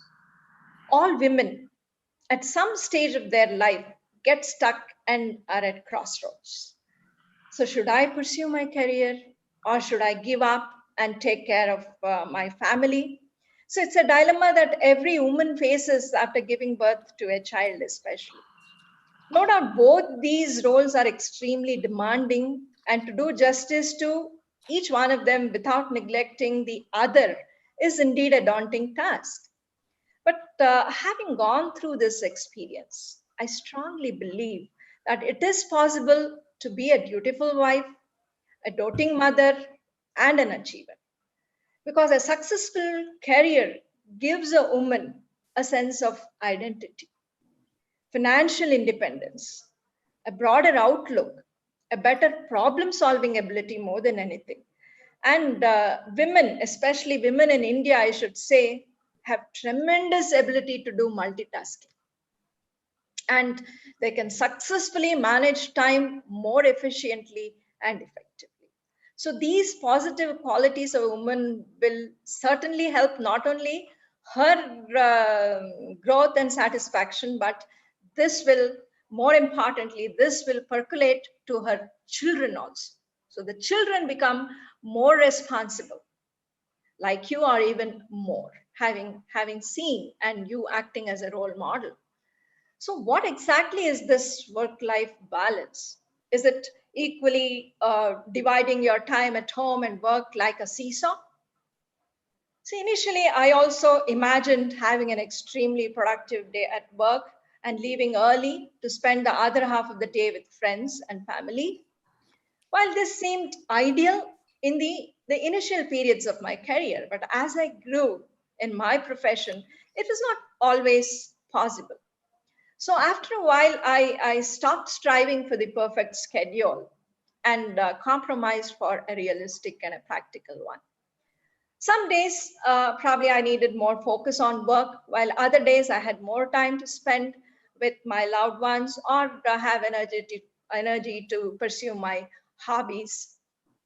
I realized balance is nothing but making a bigger impact at work without sacrificing your personal health or happiness for it. And this is achieved not in one day, it can be achieved only over a period of time. So the key is not how many grudging hours you spend on each role, but how effectively and productively you can do this. So I would always prioritize what is important to me, okay? So what is important to you, and choosing to do things that are priorities. So I think you need to let go the non-priorities in a very, very practical way. Ignore small imperfections each day. There are bound to be issues and challenges always, somewhere, even at home as well as in the office. So when you're able to let go of these small little stuff, you build up your energy reserves for more important things that need your time and attention. Okay. So also simplifying life by delegating certain tasks which are not very important, and utilizing those time with your dear ones, spending quality time with them probably will add more value to your life. Okay. So for that, of course, developing a good support system is extremely important for anybody's successful career. Fortunately, I have been endowed with a good support system, and this support and encouragement given to you by those people who matter to you. It could be your parents, spouse, children, in-laws, and even the servants, the helpers who are there all around. They all matter. So they will make a big impact on your career. So behind every person's success, like you said, for behind the success of every man, there is a woman, and behind every woman, there's a man or whatever. So it is not just one person, but for every woman, I think there is an entire set of people who are there for your success. Thank you, Rupa, for sharing your beautiful thoughts on this And issue. one more thing I would like to tell is one more thing that has helped me enjoy life beyond profession and close family. So even till this day, I find time to pursue my other passions and also have a lot of fun with my school friends. I make it a point to be silly, crack jokes, pull each other's legs, because it lifts my spirits and makes me feel young at heart. So I'm very passionate about music. I still make it a point to attend classes, explore different forms of music. So all these make you feel good. So I believe feeling good creates a positive ripple effect into the other areas of your life. There's no point in complaining, I don't have time. If you need, you can make time. So my dear friends, you have to probably do well in your profession, no doubt about it, but don't restrict yourself to your office boundaries. Nurture some hobby, hang out with friends, and live your life to the fullest. Life is not beautiful unless we make it beautiful. Yes. Thank you, Rupa. Thank you, Rupa, Dr. Rupa, for sharing your lovely thoughts. We now know, all you youngsters now know about the secret of her remaining youthful and beautiful till date. Let me take off my glasses. Yeah. And let me tell you, she has been ably supported by her husband, Dr. Ramanand, and she's got two beautiful children who are well settled abroad as doctors in the United States. They are specialist doctors. So take a cue from her life, and then learn to balance both your professional life as well as your personal life. Give adequate time for both, quality time for both, and ensure that you don't miss out on any part of your life. Thank you, Dr. Rupa. Moving on to the next aspect of academics. Now, there's a lot been said about academics. As we know, as professionals, we have no choice but to keep on learning. Like Dr. G.V. Black has said, a professional has to remain an eternal student. So we have to be learning all the time. So in this regard, I would like to ask Dr. Subhashini, professor at Rajarajeshwari Dental College. She's a young and dynamic lady. I want to ask her, why is it important to constantly update oneself? Dr. Subhashini, are you there? Yes, ma'am. Good afternoon, all of you, all the senior faculties. And 1 minute, Dr. Subhashini, let me complete. Yeah. Why is it important to constantly update yourself? How do we choose the right course? And why is it important to attend new courses? So you can give your opinion regarding this. Yes, ma'am. Good afternoon, all of you, all the senior faculty members and my dear colleagues and the dear postgraduate students out there. Learning is a continuous process and never stop thinking and learning. Once you start thinking that you know it all, you stop your own growth and thus reducing your prospects to excel. See, I postgraduated under the guidance of Dr. Meena from VS Dental College. And when I joined my post-graduation, Dr. Ashish Shetty sir was just joined his academics then, and I was a postgraduate then, just stepping into post-graduation. But take it today, all the three of us are still learning, and we're always open to anything that is coming up new, and we're taking it up and learning and inculcating it in our own practices. So getting a master's degree is not akin to achieve the pinnacle of success. It is just actually the first step in the lifelong process of learning. And moreover, we live in a very highly competitive world. Thus, enrolling yourself in the fellowship programs or diploma courses, which will actually benefit you in many ways, and more so because our field is constantly evolving. Newer innovations are happening, and you need to learn them and update them.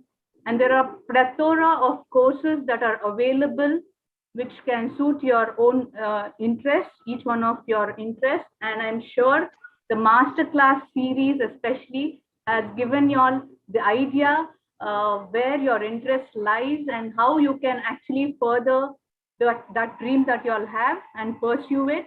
And you can also explore your passion in the field of lasers, microsurgery, aesthetics, and today we learned a lot about the facial aesthetics or any other of your choosing. The knowledge thus you all have gained through this courses or will gain after you enroll yourself will not only benefit you all, it will benefit your patients and also your practice. But it will basically also make your practice financially sound, which is very important to be successful in your dental practice.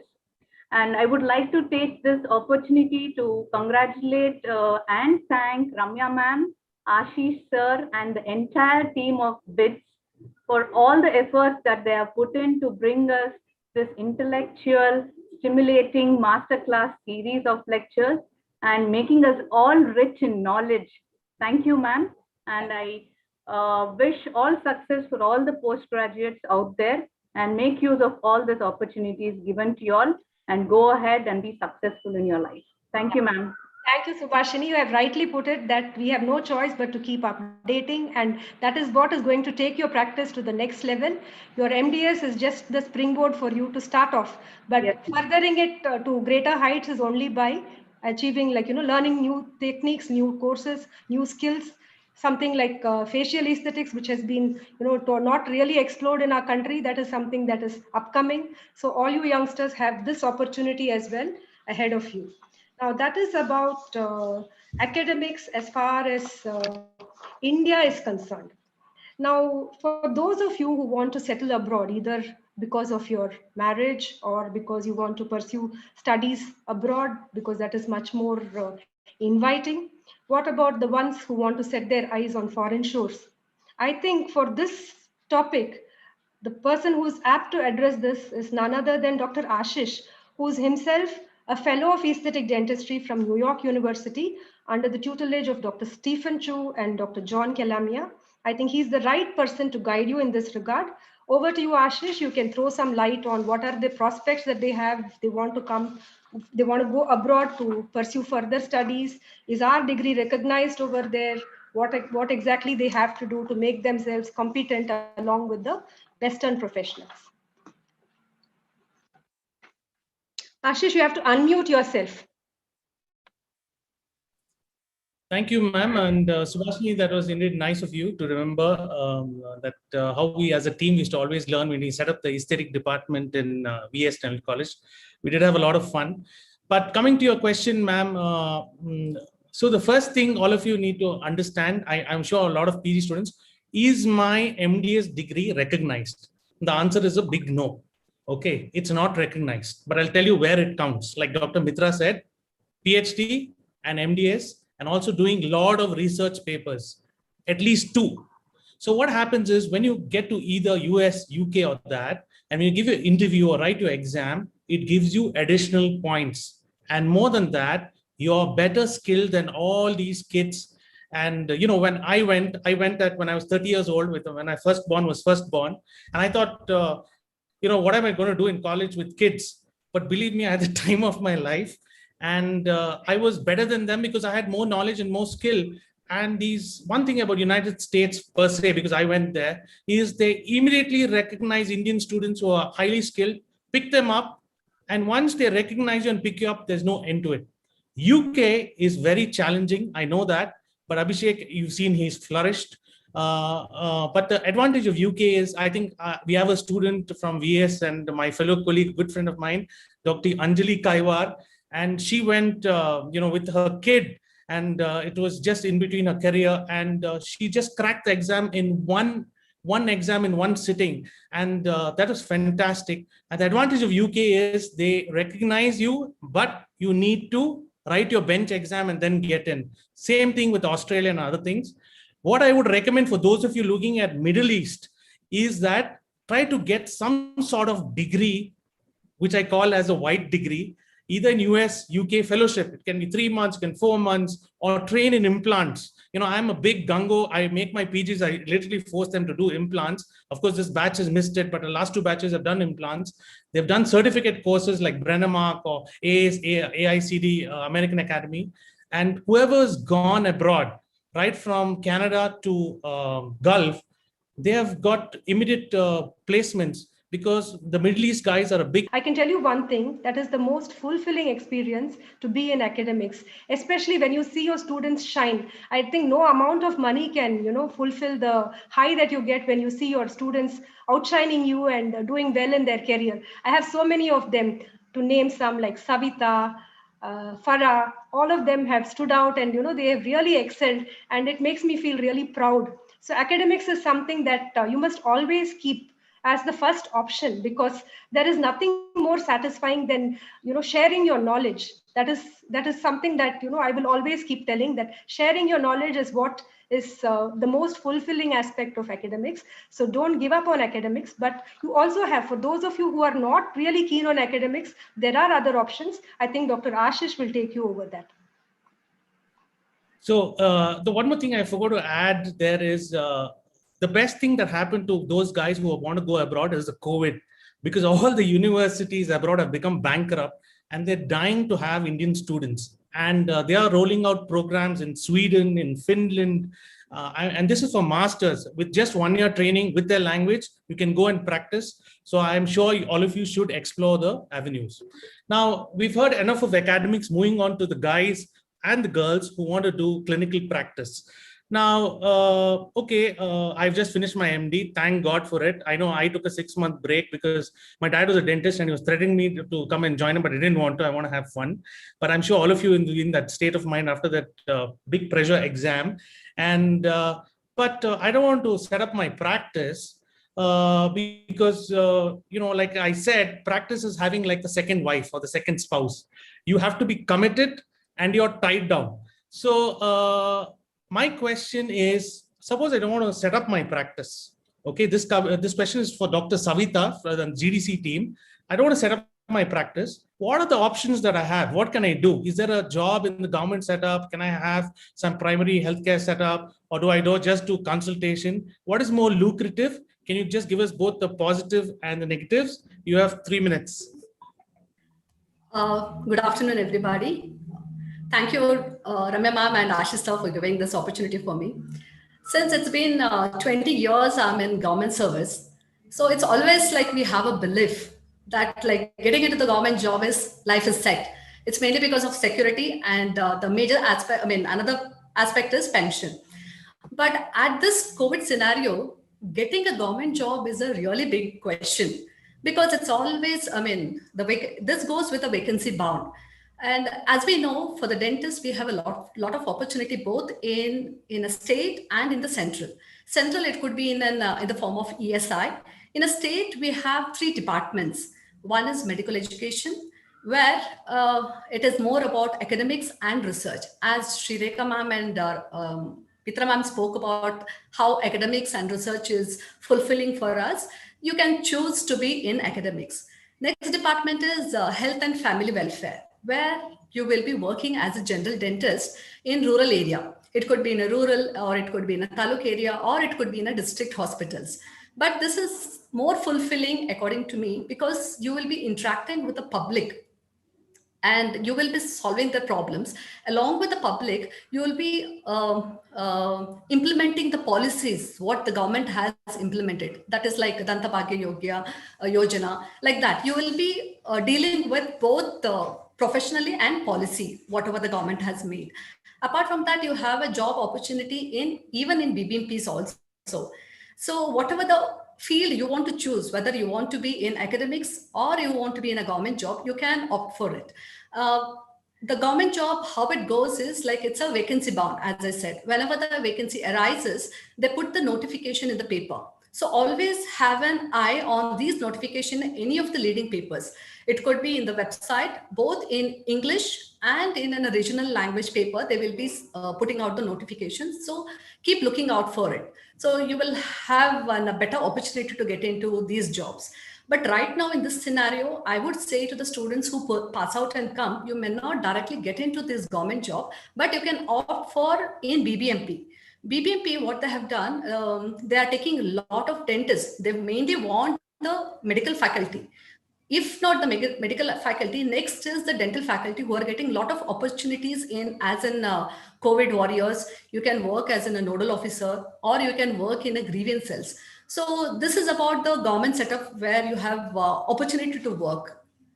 Okay, and I got in, since it's been 20 years, me being in a government service, I have seen both the sector, be it in a medical education or be it in a health sector. First 10 years, I rendered a service in health sector. Now, after I completed my post-graduation under Ramya ma'am, I really looked upon for the academics. So I moved on from health sector to academics. It's like I am blessed to have an amalgamation of both this sector. Coming to the private practice, in private practice, we have two different sectors. One is, we call it as in a corporate world, and one is as in a freelancer. You can opt either one of it. See, as we all know, corporate world is so impressive, and it gives a lot of an opportunity for us. But to get into the corporate world, you need to have a lot of skill. Just like, because it is all technology bound, and they always, they need extra qualification. Like you have to do a certification course. It could be in a micro endodontics, or it could be an aesthetic course, or in a laser. If you have more qualification, you have more prospectus to get into the corporate world.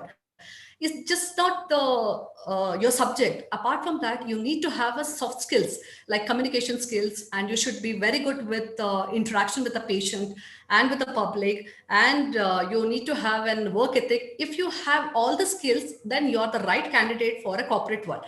But this is, again, it is an 9 to 4 job. You are bound to work under some boss. If you don't want all these things, you want to have a freelancing, then you can opt as a consultant for work in all the private clinic. For that, you need to have to make an your contacts. You have to work on your contacts. Now that like social media and the network is so good that you get a lot of opportunity. Since our field is evergreen, we are so blessed to be an endodontist. There's no dearth for the patients for our field. So you have a lot of opportunity to work as a freelancer, as a consultant. It's the best option, I feel. And one great advantage is time. You have a lot of time for yourself. You can, balance between profession and with your personal life. So this is my take on being either in government, private, or corporate sector. Thank you, Dr. Savita. That was very well put. And so for those of you, just to give it a gist, if you want to get into government sector, especially in the north, I think they are in 6th and 7th pay commission. It's a lot of money for a youngster. So if I was lucky in the north, I mean, I would jump at it, because there is really a lot of money for a youngster. And like Savita said, she's a big, when I told her to talk about this, she said, so I am a big fan of consultation, because you made a lot of money. So that's also one avenue. So what you need to do, don't waste time, just start swimming. That's what it is. Now, moving along, for those who want to set up their private practice, I would like a very senior man who's is known to be a very successful practitioner. He's the head of department of Vaidhi Dental College, Dr. Mohan Thomas. Sir, can you give us pointers what it takes to set up a good private practice? Pointers. Good afternoon, Ashish. You can hear me? Yeah. Yes, sir. Yes, sir. First of all, I would like to thank the BITS team, Dr. Ramya and Dr. Ashish and all the other members, including the principal, to give me this opportunity.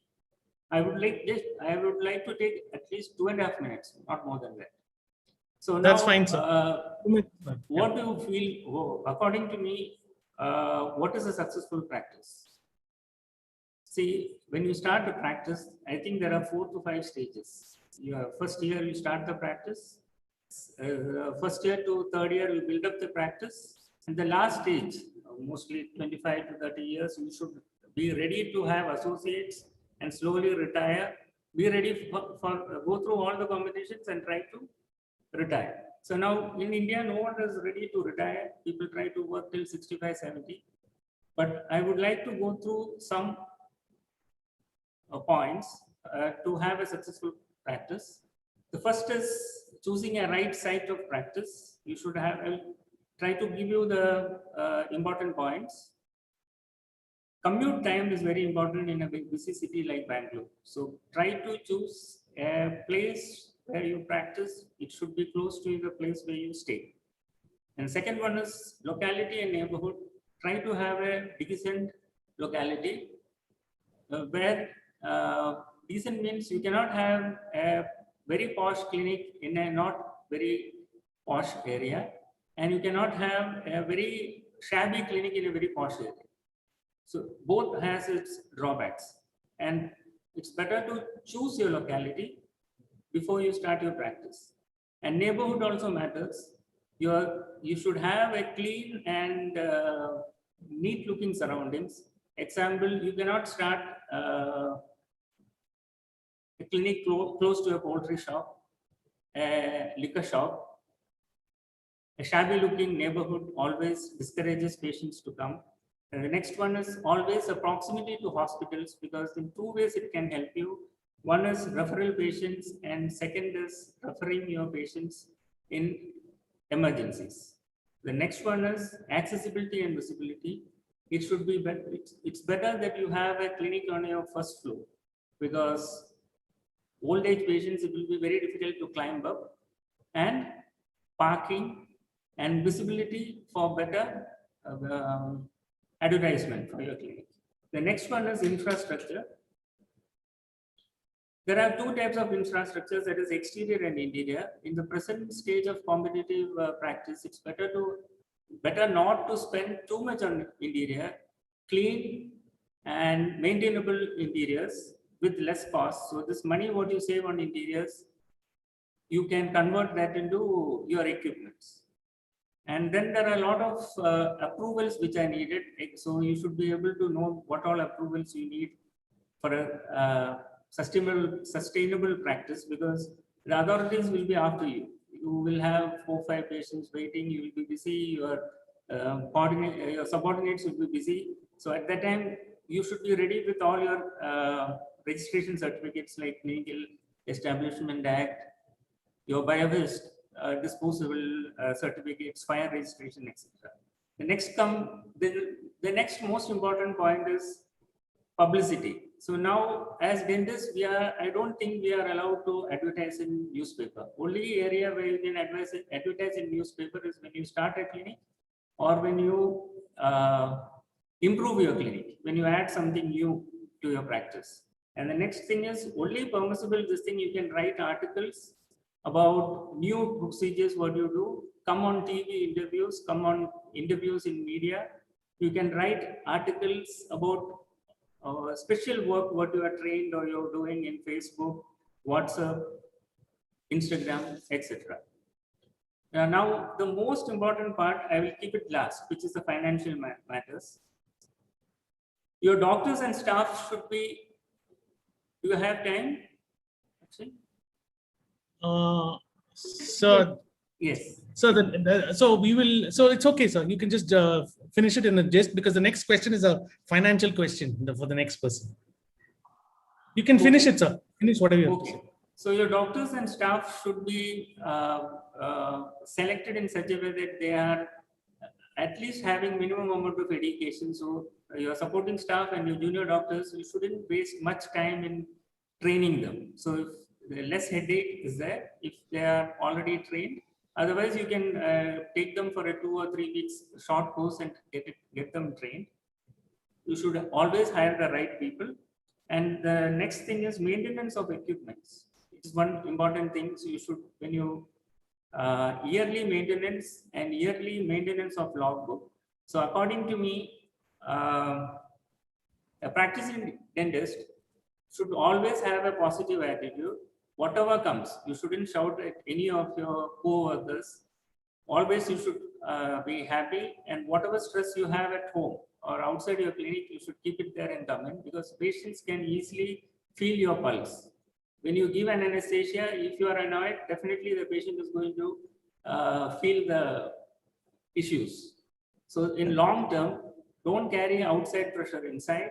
Always be happy. At least on a Saturday afternoon, call your staff and go for arrange a family institutional lunch or something, so they also will be motivated.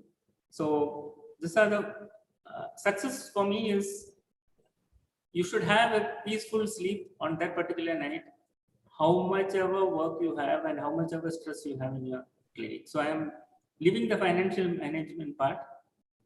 I think you should have a balance sheet every month, and 50% of your earning, 50% of your earning, I think at least you should be able to save, because I'm not breaking up into the percentages. I allow the next speaker to speak about it. Thank you. Thank you, sir. So moving along, sir gave a good pointers like what it requires to set up a practice and how to inculcate with a good relationship with your staff, and how to set it up in a correct area. It doesn't have to be very expensive, but it should be at least hygienic.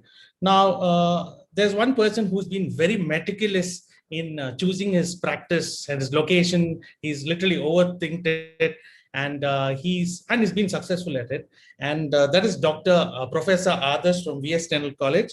Adarsh, as I know, I mean, he's very meticulous and very detailed. So Adarsh, we would like you to tell us some pointers for 2 minutes. What are the financial implications? Like we can, like sir said, have decent amount of interiors, or you can, how to not go overboard, because the first, you don't break even till the first 3 years. So what is your take on this, Adarsh? Thank you for the opportunity, Ramya ma'am and Ashish sir. Can you hear me? Yeah, go ahead. Okay, all right. See, firstly, after you finish your MBS, like everyone, I was fortunate to get a job, and immediately had a freelancing work. So now the point is, the problem arises for most of us is that, would you want to just leave your freelancing and start a practice? So starting a practice would mean that you would be losing your easy money.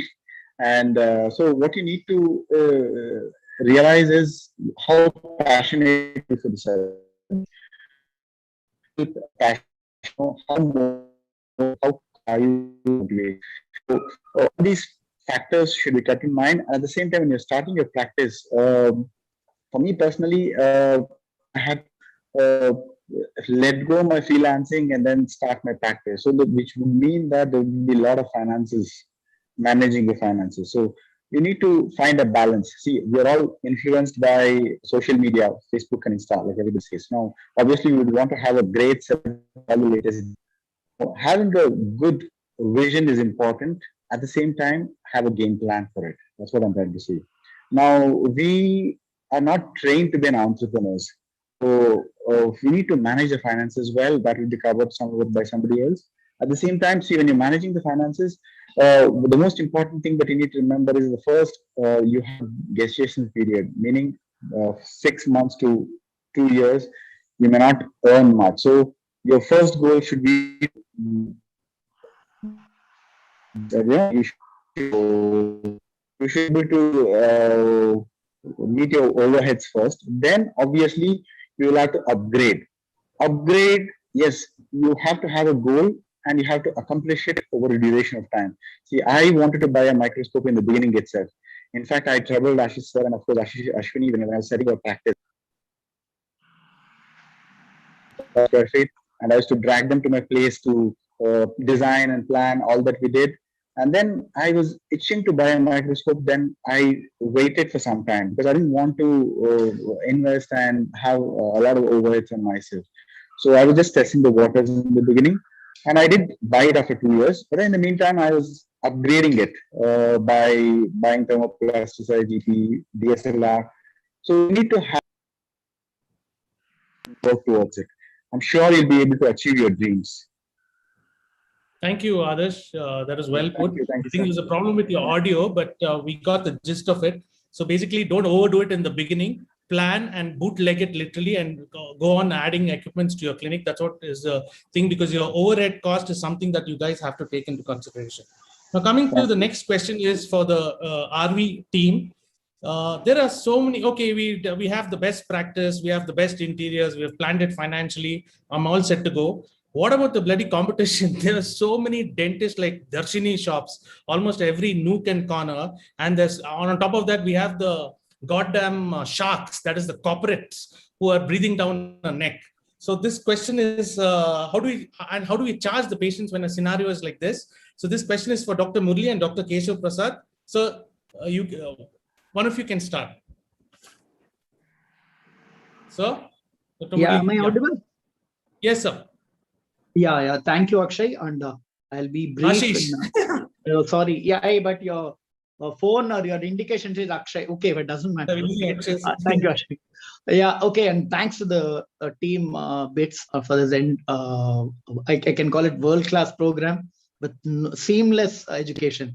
So, and having that in mind, so you just asked me, there are sharks. So let there be sharks.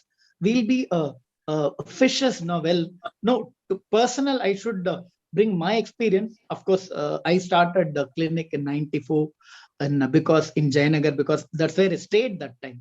As it is said, we all made a small beginning because of our college proximity, and we made houses there. And then, as the Dr. Mohan Thomas said, commuting is very important and takes a lot of your time. One, and that time you believe your Dr. Jagdish sir was there, Dr. Gurraj was there, Dr. Satish Babu was there, Dr. Rab was there, Dr. Who not, all the big. So, and I always believe there are, the population is almost 1.3 billion, and you have your own set of people to cater. Not everybody, even if everybody in Jayanagar wants to come to you, it's not possible for you. So they will come. And the only thing is, I always, of course, if you've done your specialization should serve as the supplement, not the complement. It is not a substitute for your basic degree. Remember that. So, because of so many colleges here and people who are not been exposed to a lot of general dental practice, so kindly do not let go the general dentistry, even though you're going to specialize in later. It's always a supplement, then it cannot substitute your basic dentistry. Only thing is you can reasonably do well in your specialization than others. One. And number two, whatever it is, whether your social media or whatever form, your advertisement, it is not your brand ambassador. Word of mouth by your own patients who come is your brand ambassador. Remember that. And never fear. And as they say, your dental practice, wherever, even for any jobs, they say tier 2, tier 3, tier 4 cities. You also choose an area, tier 2, tier 3, tier 4 upcoming areas where they have access to further interior, and potentially they will give you a lot of clients. Once they are clients, they are your clients forever if you're doing a reasonably good job. I believe in that. Be positive. So it is one thing is, don't forget your basic dentistry, because not everybody will come for root canal. Some may come for your extract, which is very important. So you have to have a reasonably fair knowledge and skill. And since the patients are so less in your exposure and during colleges, never let go of any opportunity to learn the basic. So that really helps your dentures, your extraction, which are not a great thing. When you can do a molar RC, your extractions and dentures are not that difficult, even though you have to take more care of the patients, but still.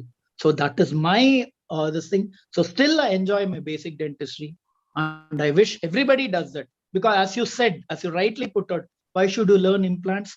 Why should you learn other things? No. So it adds to your profile. You can say, like Tata Steel's one big saying is there. They say, their ad says, we also make steel. We also make steel, which means they are into so many things. So our motto is that I am also good at endodontics and first conservative dentistry.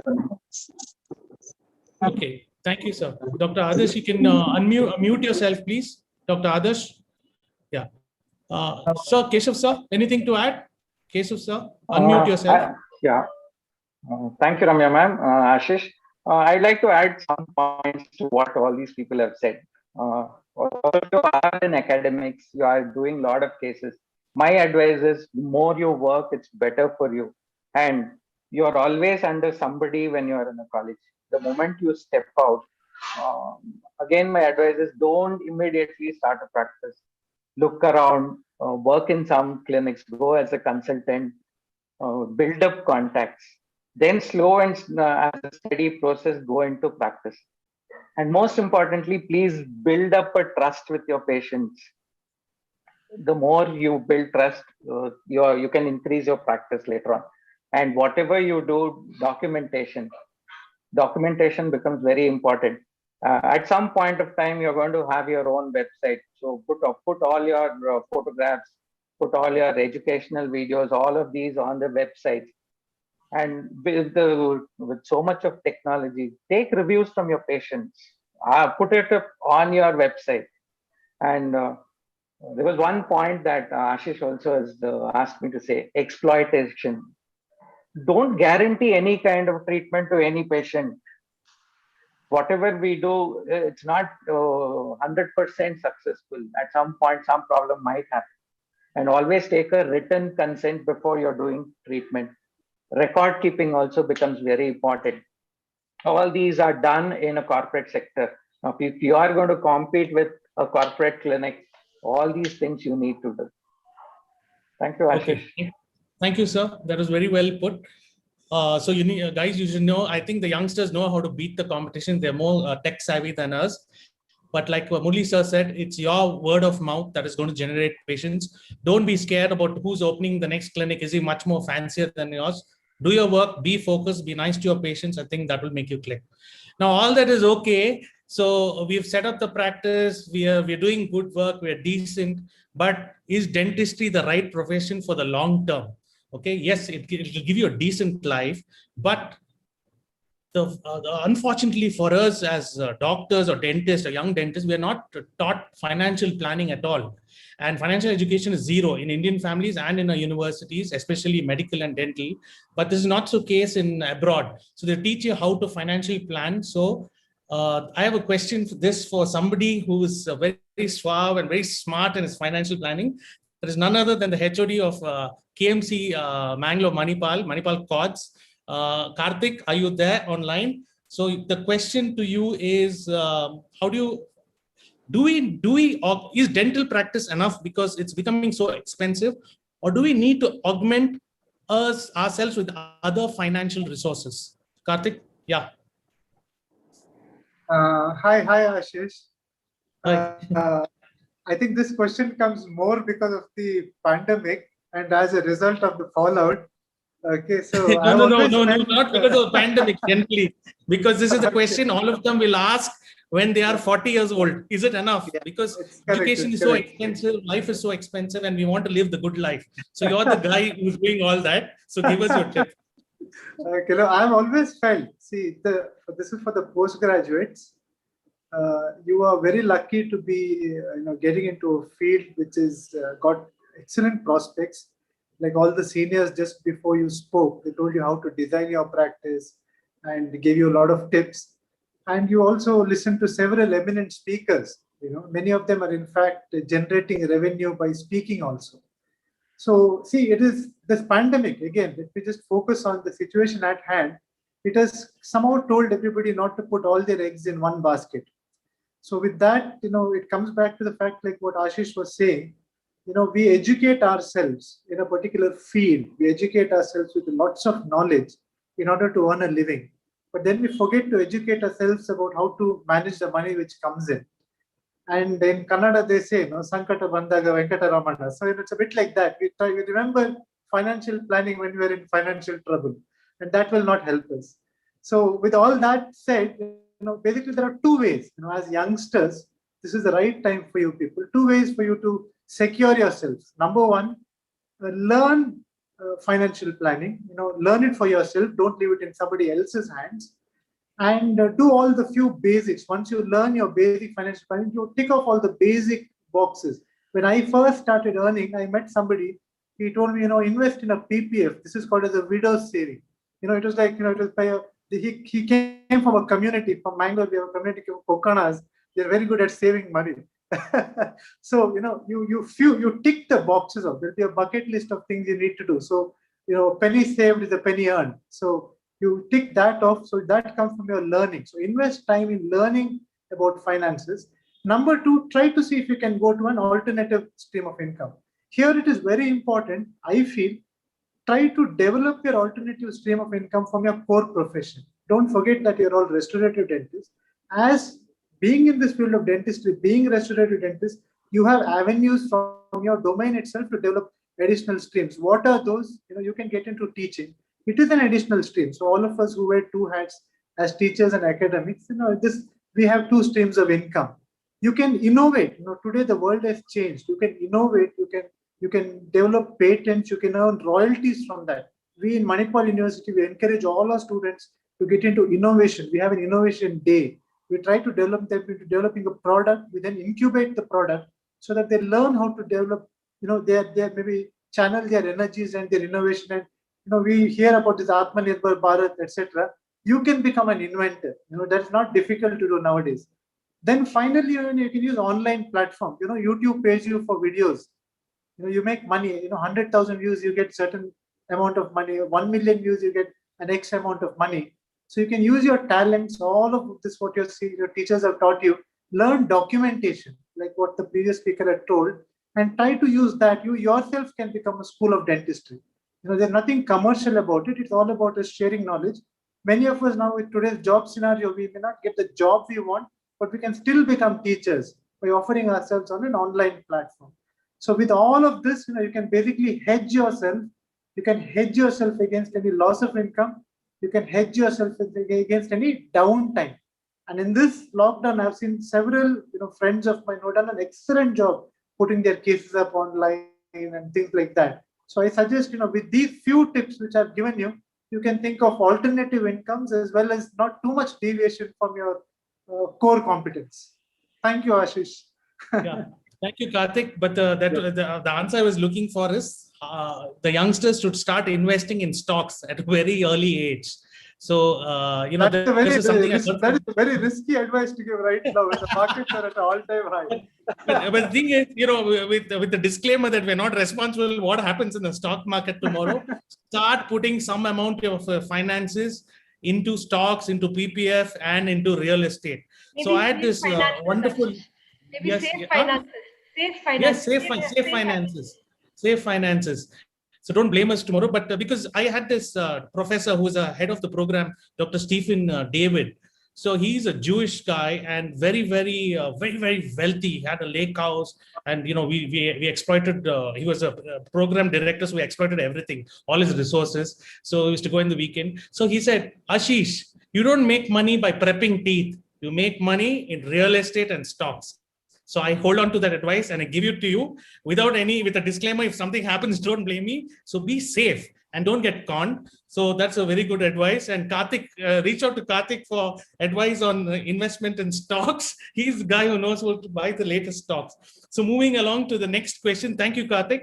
That is indeed insightful, because you kids need to know that if you want that good life, you want to drive that dream car, start saving now, because once you have kids, and it's very, very expensive. Education is very expensive. Your lifestyle is going to be very expensive. You need to augment your lifestyle with additional resources. Dentistry is enough for a good life, but you want that spectacular life, I think you should start augmenting your income. And this is a personal opinion, and I have followed certain people, and that's why they were called here to speak about it. So anyway, thank you, Karthik. Moving along, madam, the next question, we have the last 3 questions. Yes, ma'am. The next one is, see, there are people who are not really interested in academics, and they don't want to venture into clinical practice, or tie themselves down with consultations. They want to do something different. They are the ones who have actually stood out during their PG course. So this question, I would like to address it to Dr. Jayashree Hegde. Dr. Jayashree, good morning. Good afternoon. Good afternoon. Good afternoon. Yeah. As someone who is a renowned practitioner, a well-known speaker in various forums, and working closely with various dental companies, do you have any suggestions for freshers who have actually excelled throughout their PG course? Is there something that they can do, to sort of set themselves apart from the routine passing out postgraduates? What is your opinion regarding working in close collaboration with international companies How exactly do they have to prepare themselves to, take on such opportunities? So thank you, Dr. Ramya and Dr. Ashish for giving me this opportunity. I've been a key opinion leader for especially two companies, that is Ivoclar and Colteen, and I've enjoyed my time with them. As you all know that I was also into academics, and I think Ramya knows I love to talk, and becoming a key opinion leader is something like you need to talk all the time. The only thing is that, yes, all the postgraduates have been in your course for almost 3 years. So in this 3 years, if you have been very good in research and you have a good documentation of the same, it could be research, it could be your clinical work, any company that is there will have their own set of researchers and their own set of clinicians. So whatever we take from the researchers, we test it in the clinical scenario and see what is good. Now, for me, it is different because I always wanted to do clinics and clinical work. And now that I'm not in academics full time, I'm doing more of clinical work. And I am documenting every case like it's a case for presentation. So if the postgraduates have documented their cases in these 3 years, and those who are just started their post-graduation, it's always good to document, do a follow-up. And if you have a good range of clinical work that you have done, it's always good to showcase. And these organizations or the companies, they give you certain materials for us to test ride it. And then we give our opinion to them and tell them where to make all the changes that is required. So as a key opinion leader, you're that trustworthy expert. So you need to do your work. You need to showcase your work so that there is authenticity in that. No, you cannot fool around and tell this works when it actually doesn't work. So your audience or the participants listen to you because it's always nice to show your work. So if the postgraduates who are passing out have enough work with them that they can show, becoming a key opinion leader is very good, as satisfying as a teacher, because you go there and you talk to the clinicians or the students. They have so many questions to ask, and we, with our clinical expertise, we tell them what is good and what is not good. But there is a research side also. If your students are very good in research, they can always apply to these organizations or the companies, and they have a research part of it, which they can work on. So most often, the students who are passing out, they are so interested in research and not as much keen in the clinical work. They can always be on the research side of the company's organization. And yes, becoming a key opinion leader is very, very satisfying. Like my previous speaker, Dr. Karthik, just said that financial options. So your key opinion lead, becoming a key opinion leader should be just another financial option. It should not be the main option. So it's like a pocket money, because you don't get lectures so every other day. It is something, of course, you can choose. If you want to do it every other day, you can still choose. But with your clinics, and if you are into academics, then I keep it on a Sundays most often, only when I have to speak in a college scenario, only then I do it on the weekends. So for me, it's a hobby. It's like, I just like it to keep it as a hobby, being a key opinion leader. Thank you, Jayashree. And I forgot to mention that you travel the world. That's the yes. You get to travel the world free, yeah. And you enjoy it. I enjoy the good food, all the top hotels. And so hospitality. Yes. I tell you one thing, Jayashree is one person who thoroughly enjoys herself doing all this. Yes. Yes. My main motto is, I want to enjoy life. Yes, and that should be your main motto also. Yeah. And when somebody is footing the bill, it's lovely to go and just blow up the money. It's the best.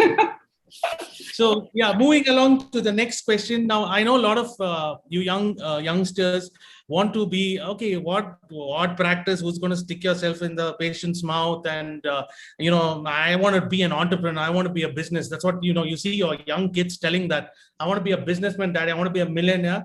So some of it rubs onto you, and there are certain people who want to be big businessmen and very successful. And I'll be biased in saying that, but I can't help myself because Madam's told me to say this. So do you know one of the biggest companies in India is Confident Dental, and he's an endodontist.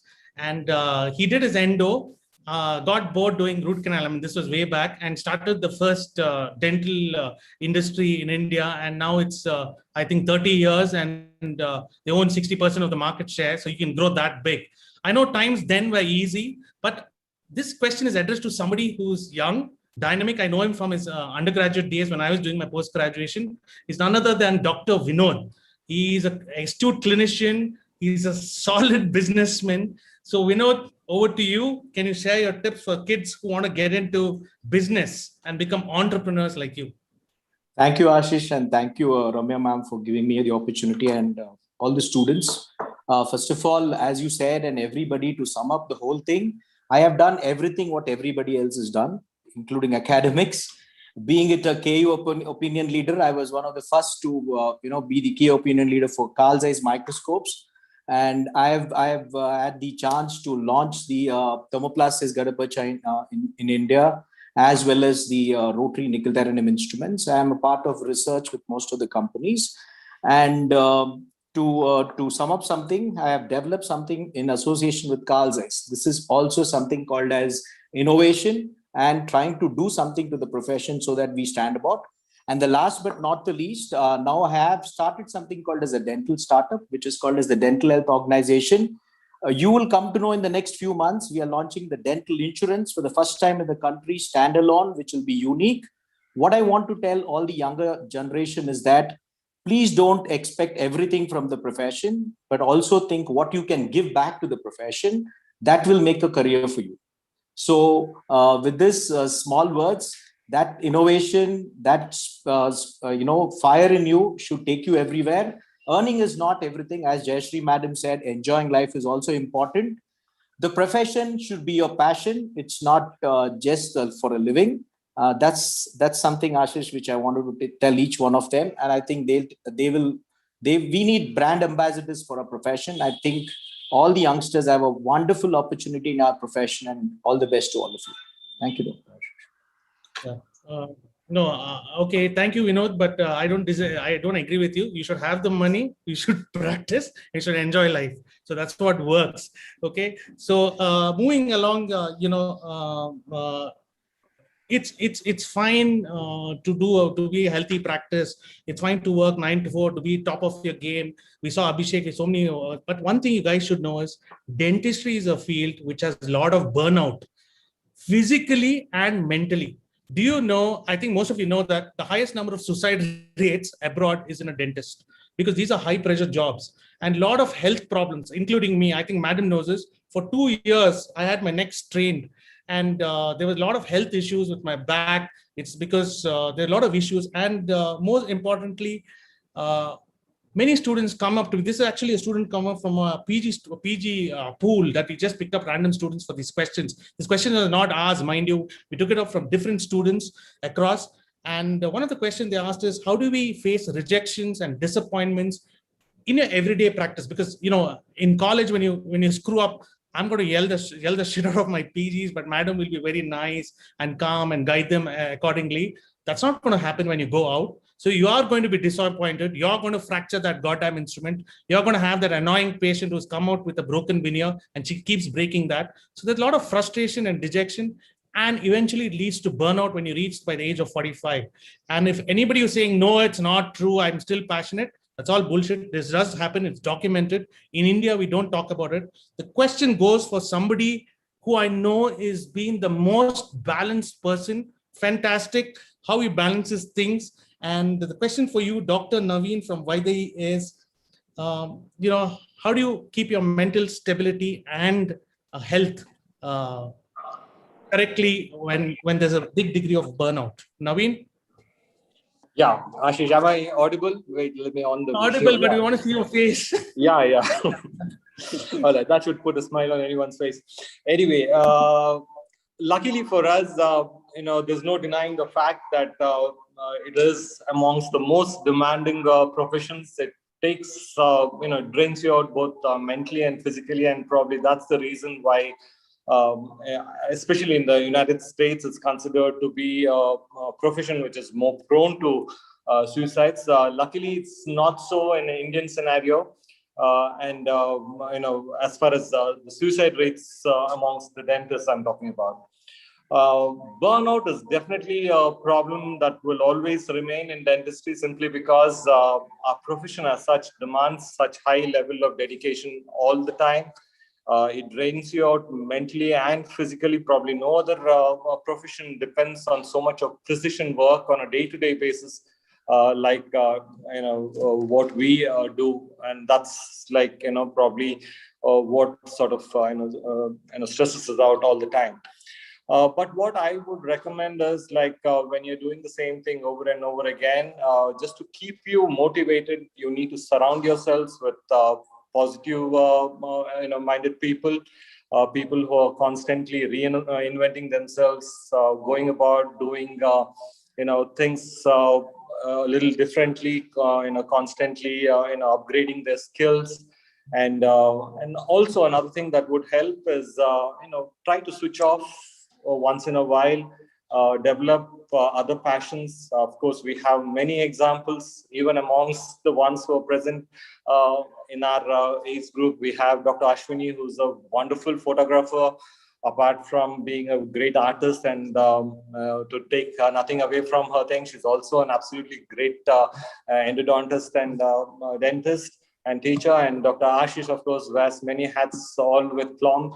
And Dr. Rupa Nadig is there, Dr. Subhashini, and these are some of the ones that I have interacted with. To be relevant for a very long time in dentistry, it pays to sort of switch off once in a while, entertain your other interests side by side. I guess that's one way you can sort of beat burnout. Burnout is going to be there. It's universally present in all professions, but more so in dentistry because of the 5 things that I was mentioning.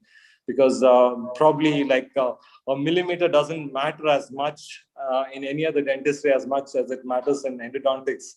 Okay, whenever we have done a obturation and we find it a little short or a little beyond, we are always stressed and we are always tensed. I guess that's what's an issue. But like I was mentioning, keeping ourselves in good company, like they say, satsang, in the company of enlightened people and in company of positively minded people would help on the long run. I think that's all I need. I had to add. It was a curved ball. I hope I was able to throw some light on. Thank you. Thank you, Naveen. That was wonderful. So what Naveen, to just summarize what he said, and I strongly believe, is 2 things. First, surround yourself with positive people. Don't surround with fellows with like, hey, what, man, no, man, so sad. No, they're going to bring you down. Talk to people who are very positive, who would uplift your energy. I think that's a motto that I've always, always followed in my life. Even in college, I laughed the loudest, and all these guys who are with me know. So we crack jokes all the time, and Madam also knows she's laughing with all my beautiful language. And the other thing is what my elder brother always told me is, always there's going to be a competition in your peers. Who's got the best clinic? Who's going to earn the more money? And they always come up. Guys have this tendency to throw these conversations. I did a full mouth veneer and all. Always remember one thing: your money is your business. He may have done that case, but that case is going to come back and bite his ass someday. So just be happy with what you have. This is what I can say. And coming to the last, which comes to the last question, I think Naveen touched upon it, is having a passion. Why is it very important to have a passion other than dentistry? Dentistry may be your primary passion, but you need to have a secondary passion. It could be anything: jumping off an airplane, you're doing skydiving, and believe me, it's highly recommended. And I have not had the guts to do it, but my wife and 2 small kids have done that. And in fact, they took a friend of hers who just lost her mom, and she was dejected, depressed for 2 years. And after this, it gave a new perspective in life. So I have 2 wonderful, beautiful ladies who I know them for a very long time. And of course, as Naveen said, one is Ashwini Santosh. She she's a very good photographer, mind-blowing. And I think Naveen hooked us on to wildlife, and all of us are wildlife enthusiasts. And one of the best things is having the camera for the dentists, like Dr. Jayeshi said, and so many other. Document your case, and what you learn is how to use the camera. So Ashwini is somebody who has done mind-blowing photography. I've gone on wildlife trips, and we've always hunted the elusive black panther in the Kabini. We've not got that, but we've got wonderful shots of the tiger. Ashwini, what makes you tick and what drives your passion other than dentistry? Because you are equally excellent in dentistry and aesthetic dentistry and photography and clinical dentistry. Can you tell us why is it important to have a passion which you can use the same skill to in your primary work? Ashwini, are you there? Yes, sir. Yes, sir. Yes. Sir, good afternoon all. So thank you so much for giving me this opportunity. Honestly, I didn't want to be a dentist. My passion was always and is art. Basically, I love colors. So talking about balancing is not something you find. It's something you create. So many times I always look back on my journey and try to understand what worked or even just fell in place at times. So here, I don't want to sound preachy, nor do I want to claim that I have a magic formula to whatever I seek or do. In general, I'm passionate about life. Apart from that, I indulge a lot in a lot of activities that fill my soul. That's art. So it could be fine art, wildlife, nature photography, traveling, music, reading. So basically, it's making more memories than money. So my mantra is art is our only salvation from the horrors of existence. So the stint with photography for me started when I joined PG, and I had my Nikon D70 camera with my 105mm macro lens. So I bought this to document all my cases. So that was all I had. So my life was full with macro images of just bugs and caterpillars. Later on, I realized that portrait photography was great with macro lens. So I started taking amazing portraits of tribes from Karnataka. So this found its place in the book, Expressions of the Soul Exposed, with Dr. Terry Douglas, published by Quintessence. So this is about macro.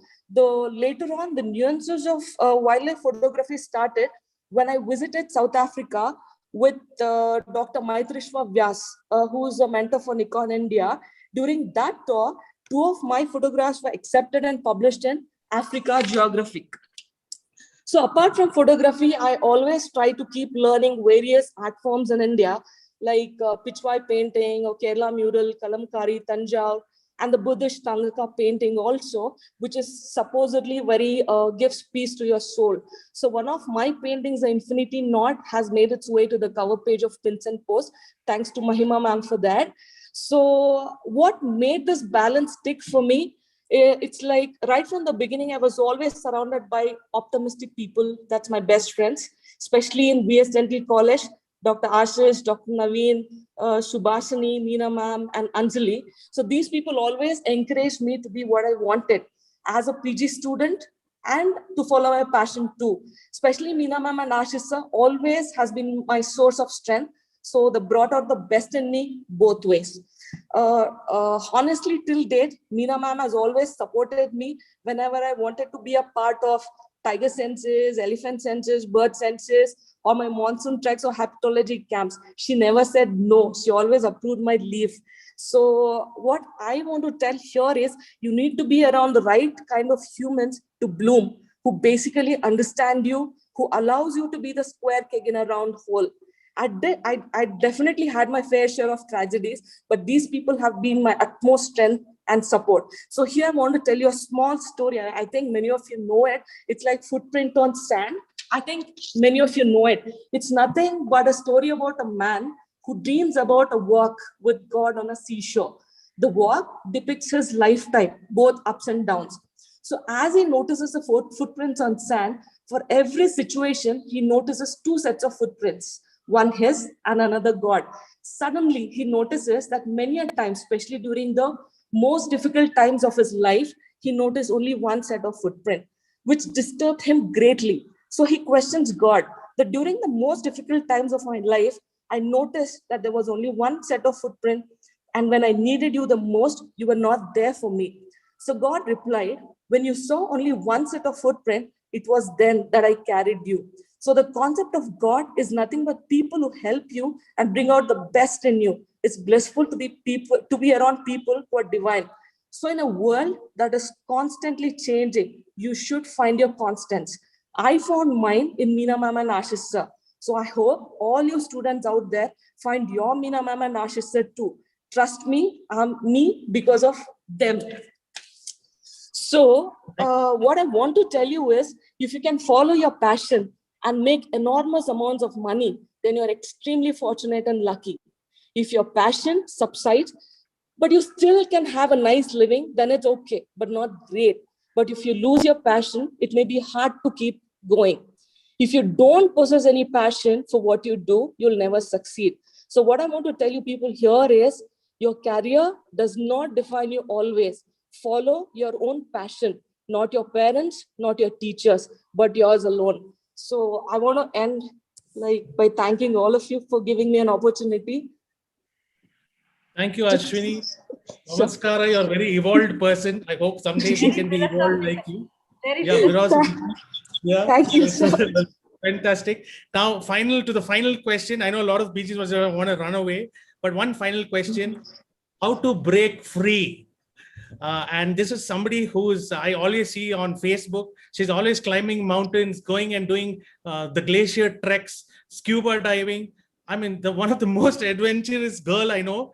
And you call me sir. Actually, we are classmates. You don't remember, but tell us why it's important to break free. That's the last question of the day. Dr. Savita, unmute yourself. Unmute yourself. Thank you once again for this opportunity. And I think regarding the passion, Ashwini spoke a lot. And I'm sure like everyone in this crisis has affected all our life so much that it has affected physically and mentally. And definitely at this point of time, everything has come to a halt. You be it in your exam, or be it your job or a career, or it could be financial. So definitely it is affecting all our mental stability. At this point of time, what I would like to say is, just forget about the present scenario, what is happening. Just concentrate on the positive future rather than looking at the negative present, what we are right now. So at this note, I want to say, don't get stuck up in this mechanical world which makes us get rooted to the routines of life. We are not here in this life to get rooted. We have to grow as a branch and as a tree. We have to evolve from what we are right now.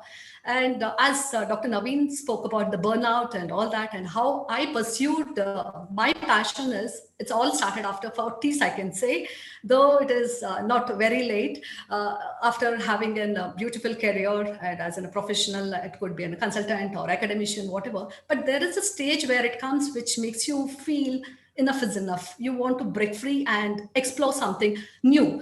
What I would tell the young postgraduate is, it may not be in a bigger dimension. Just look into a smaller hobbies. It could be painting or music or whatever you feel, or it could be now the picture perfect thing in Insta-worthy, I can say, by doing yoga or cycling or whatever. Just pursue it. And how I started is, I started with mountaineering in Kilimanjaro. It is an ardent task to climb that mountain, which is one of the highest peak in Africa.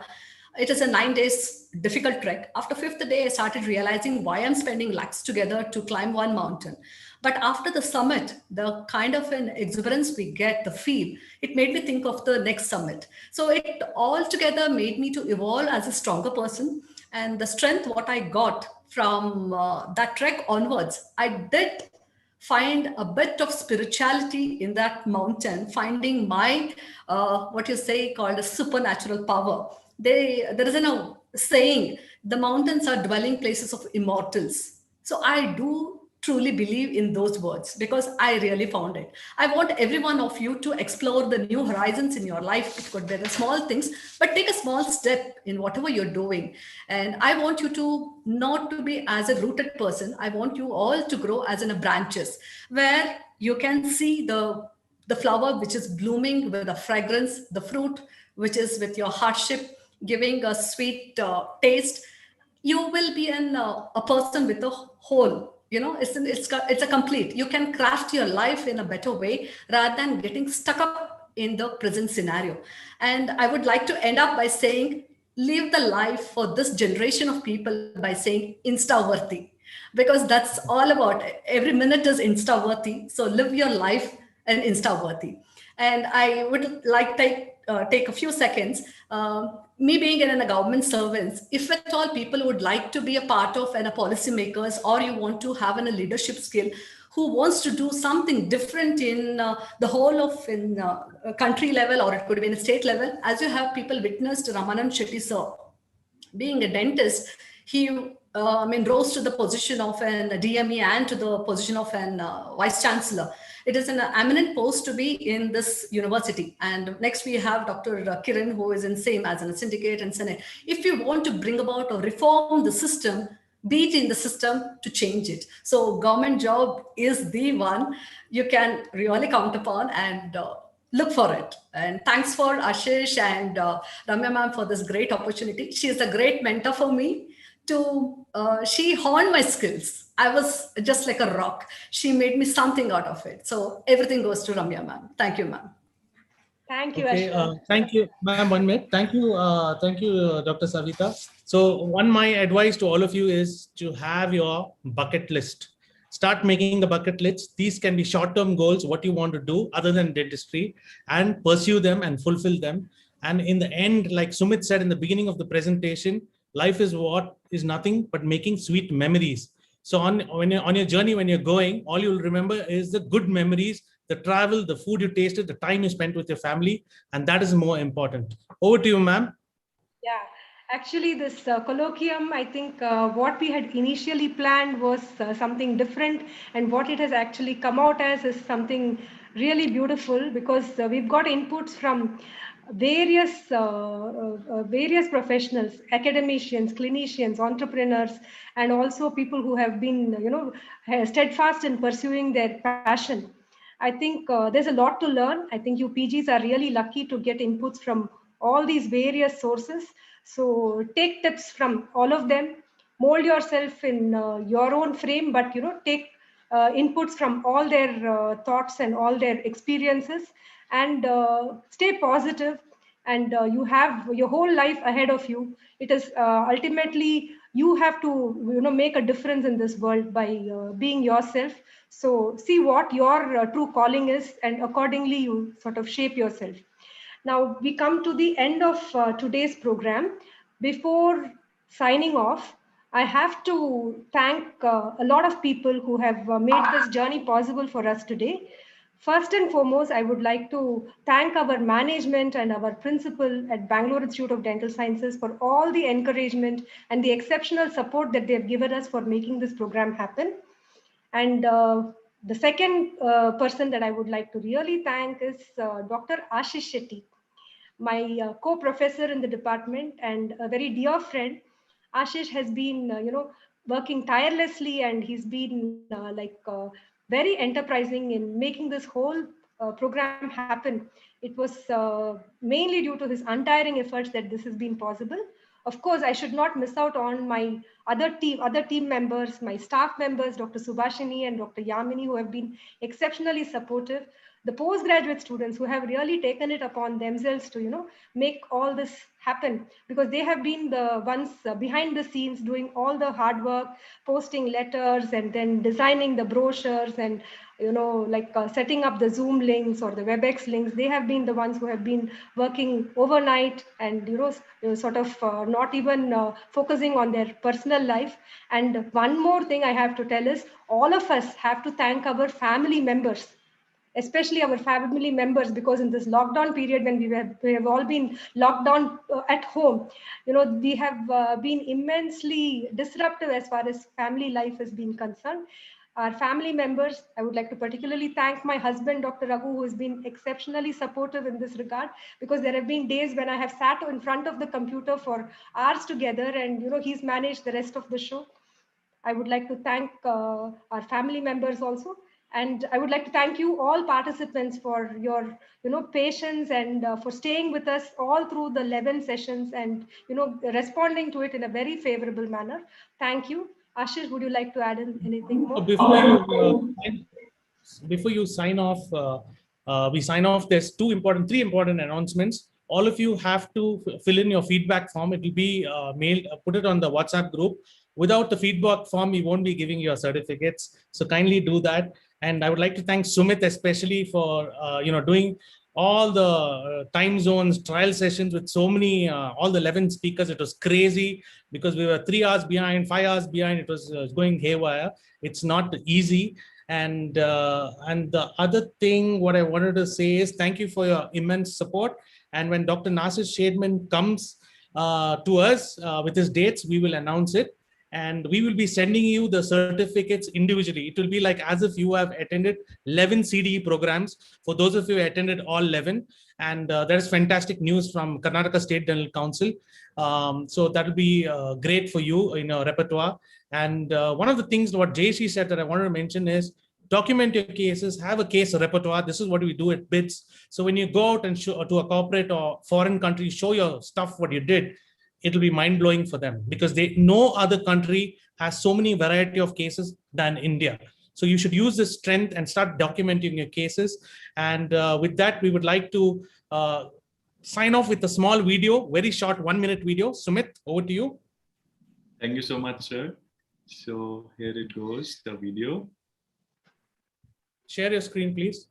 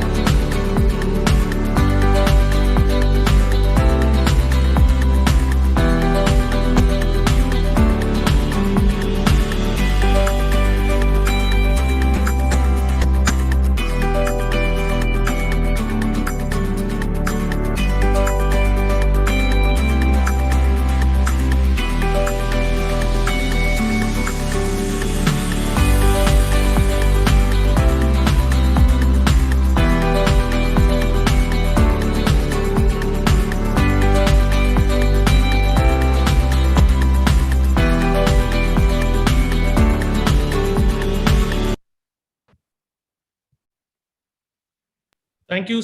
We'll sign out now and we'll be back with the second season. And when we do, we'll have some interesting speakers. So goodbye and Godspeed. Ma'am. Yeah, thank you. I hope you all benefited immensely from this journey with us.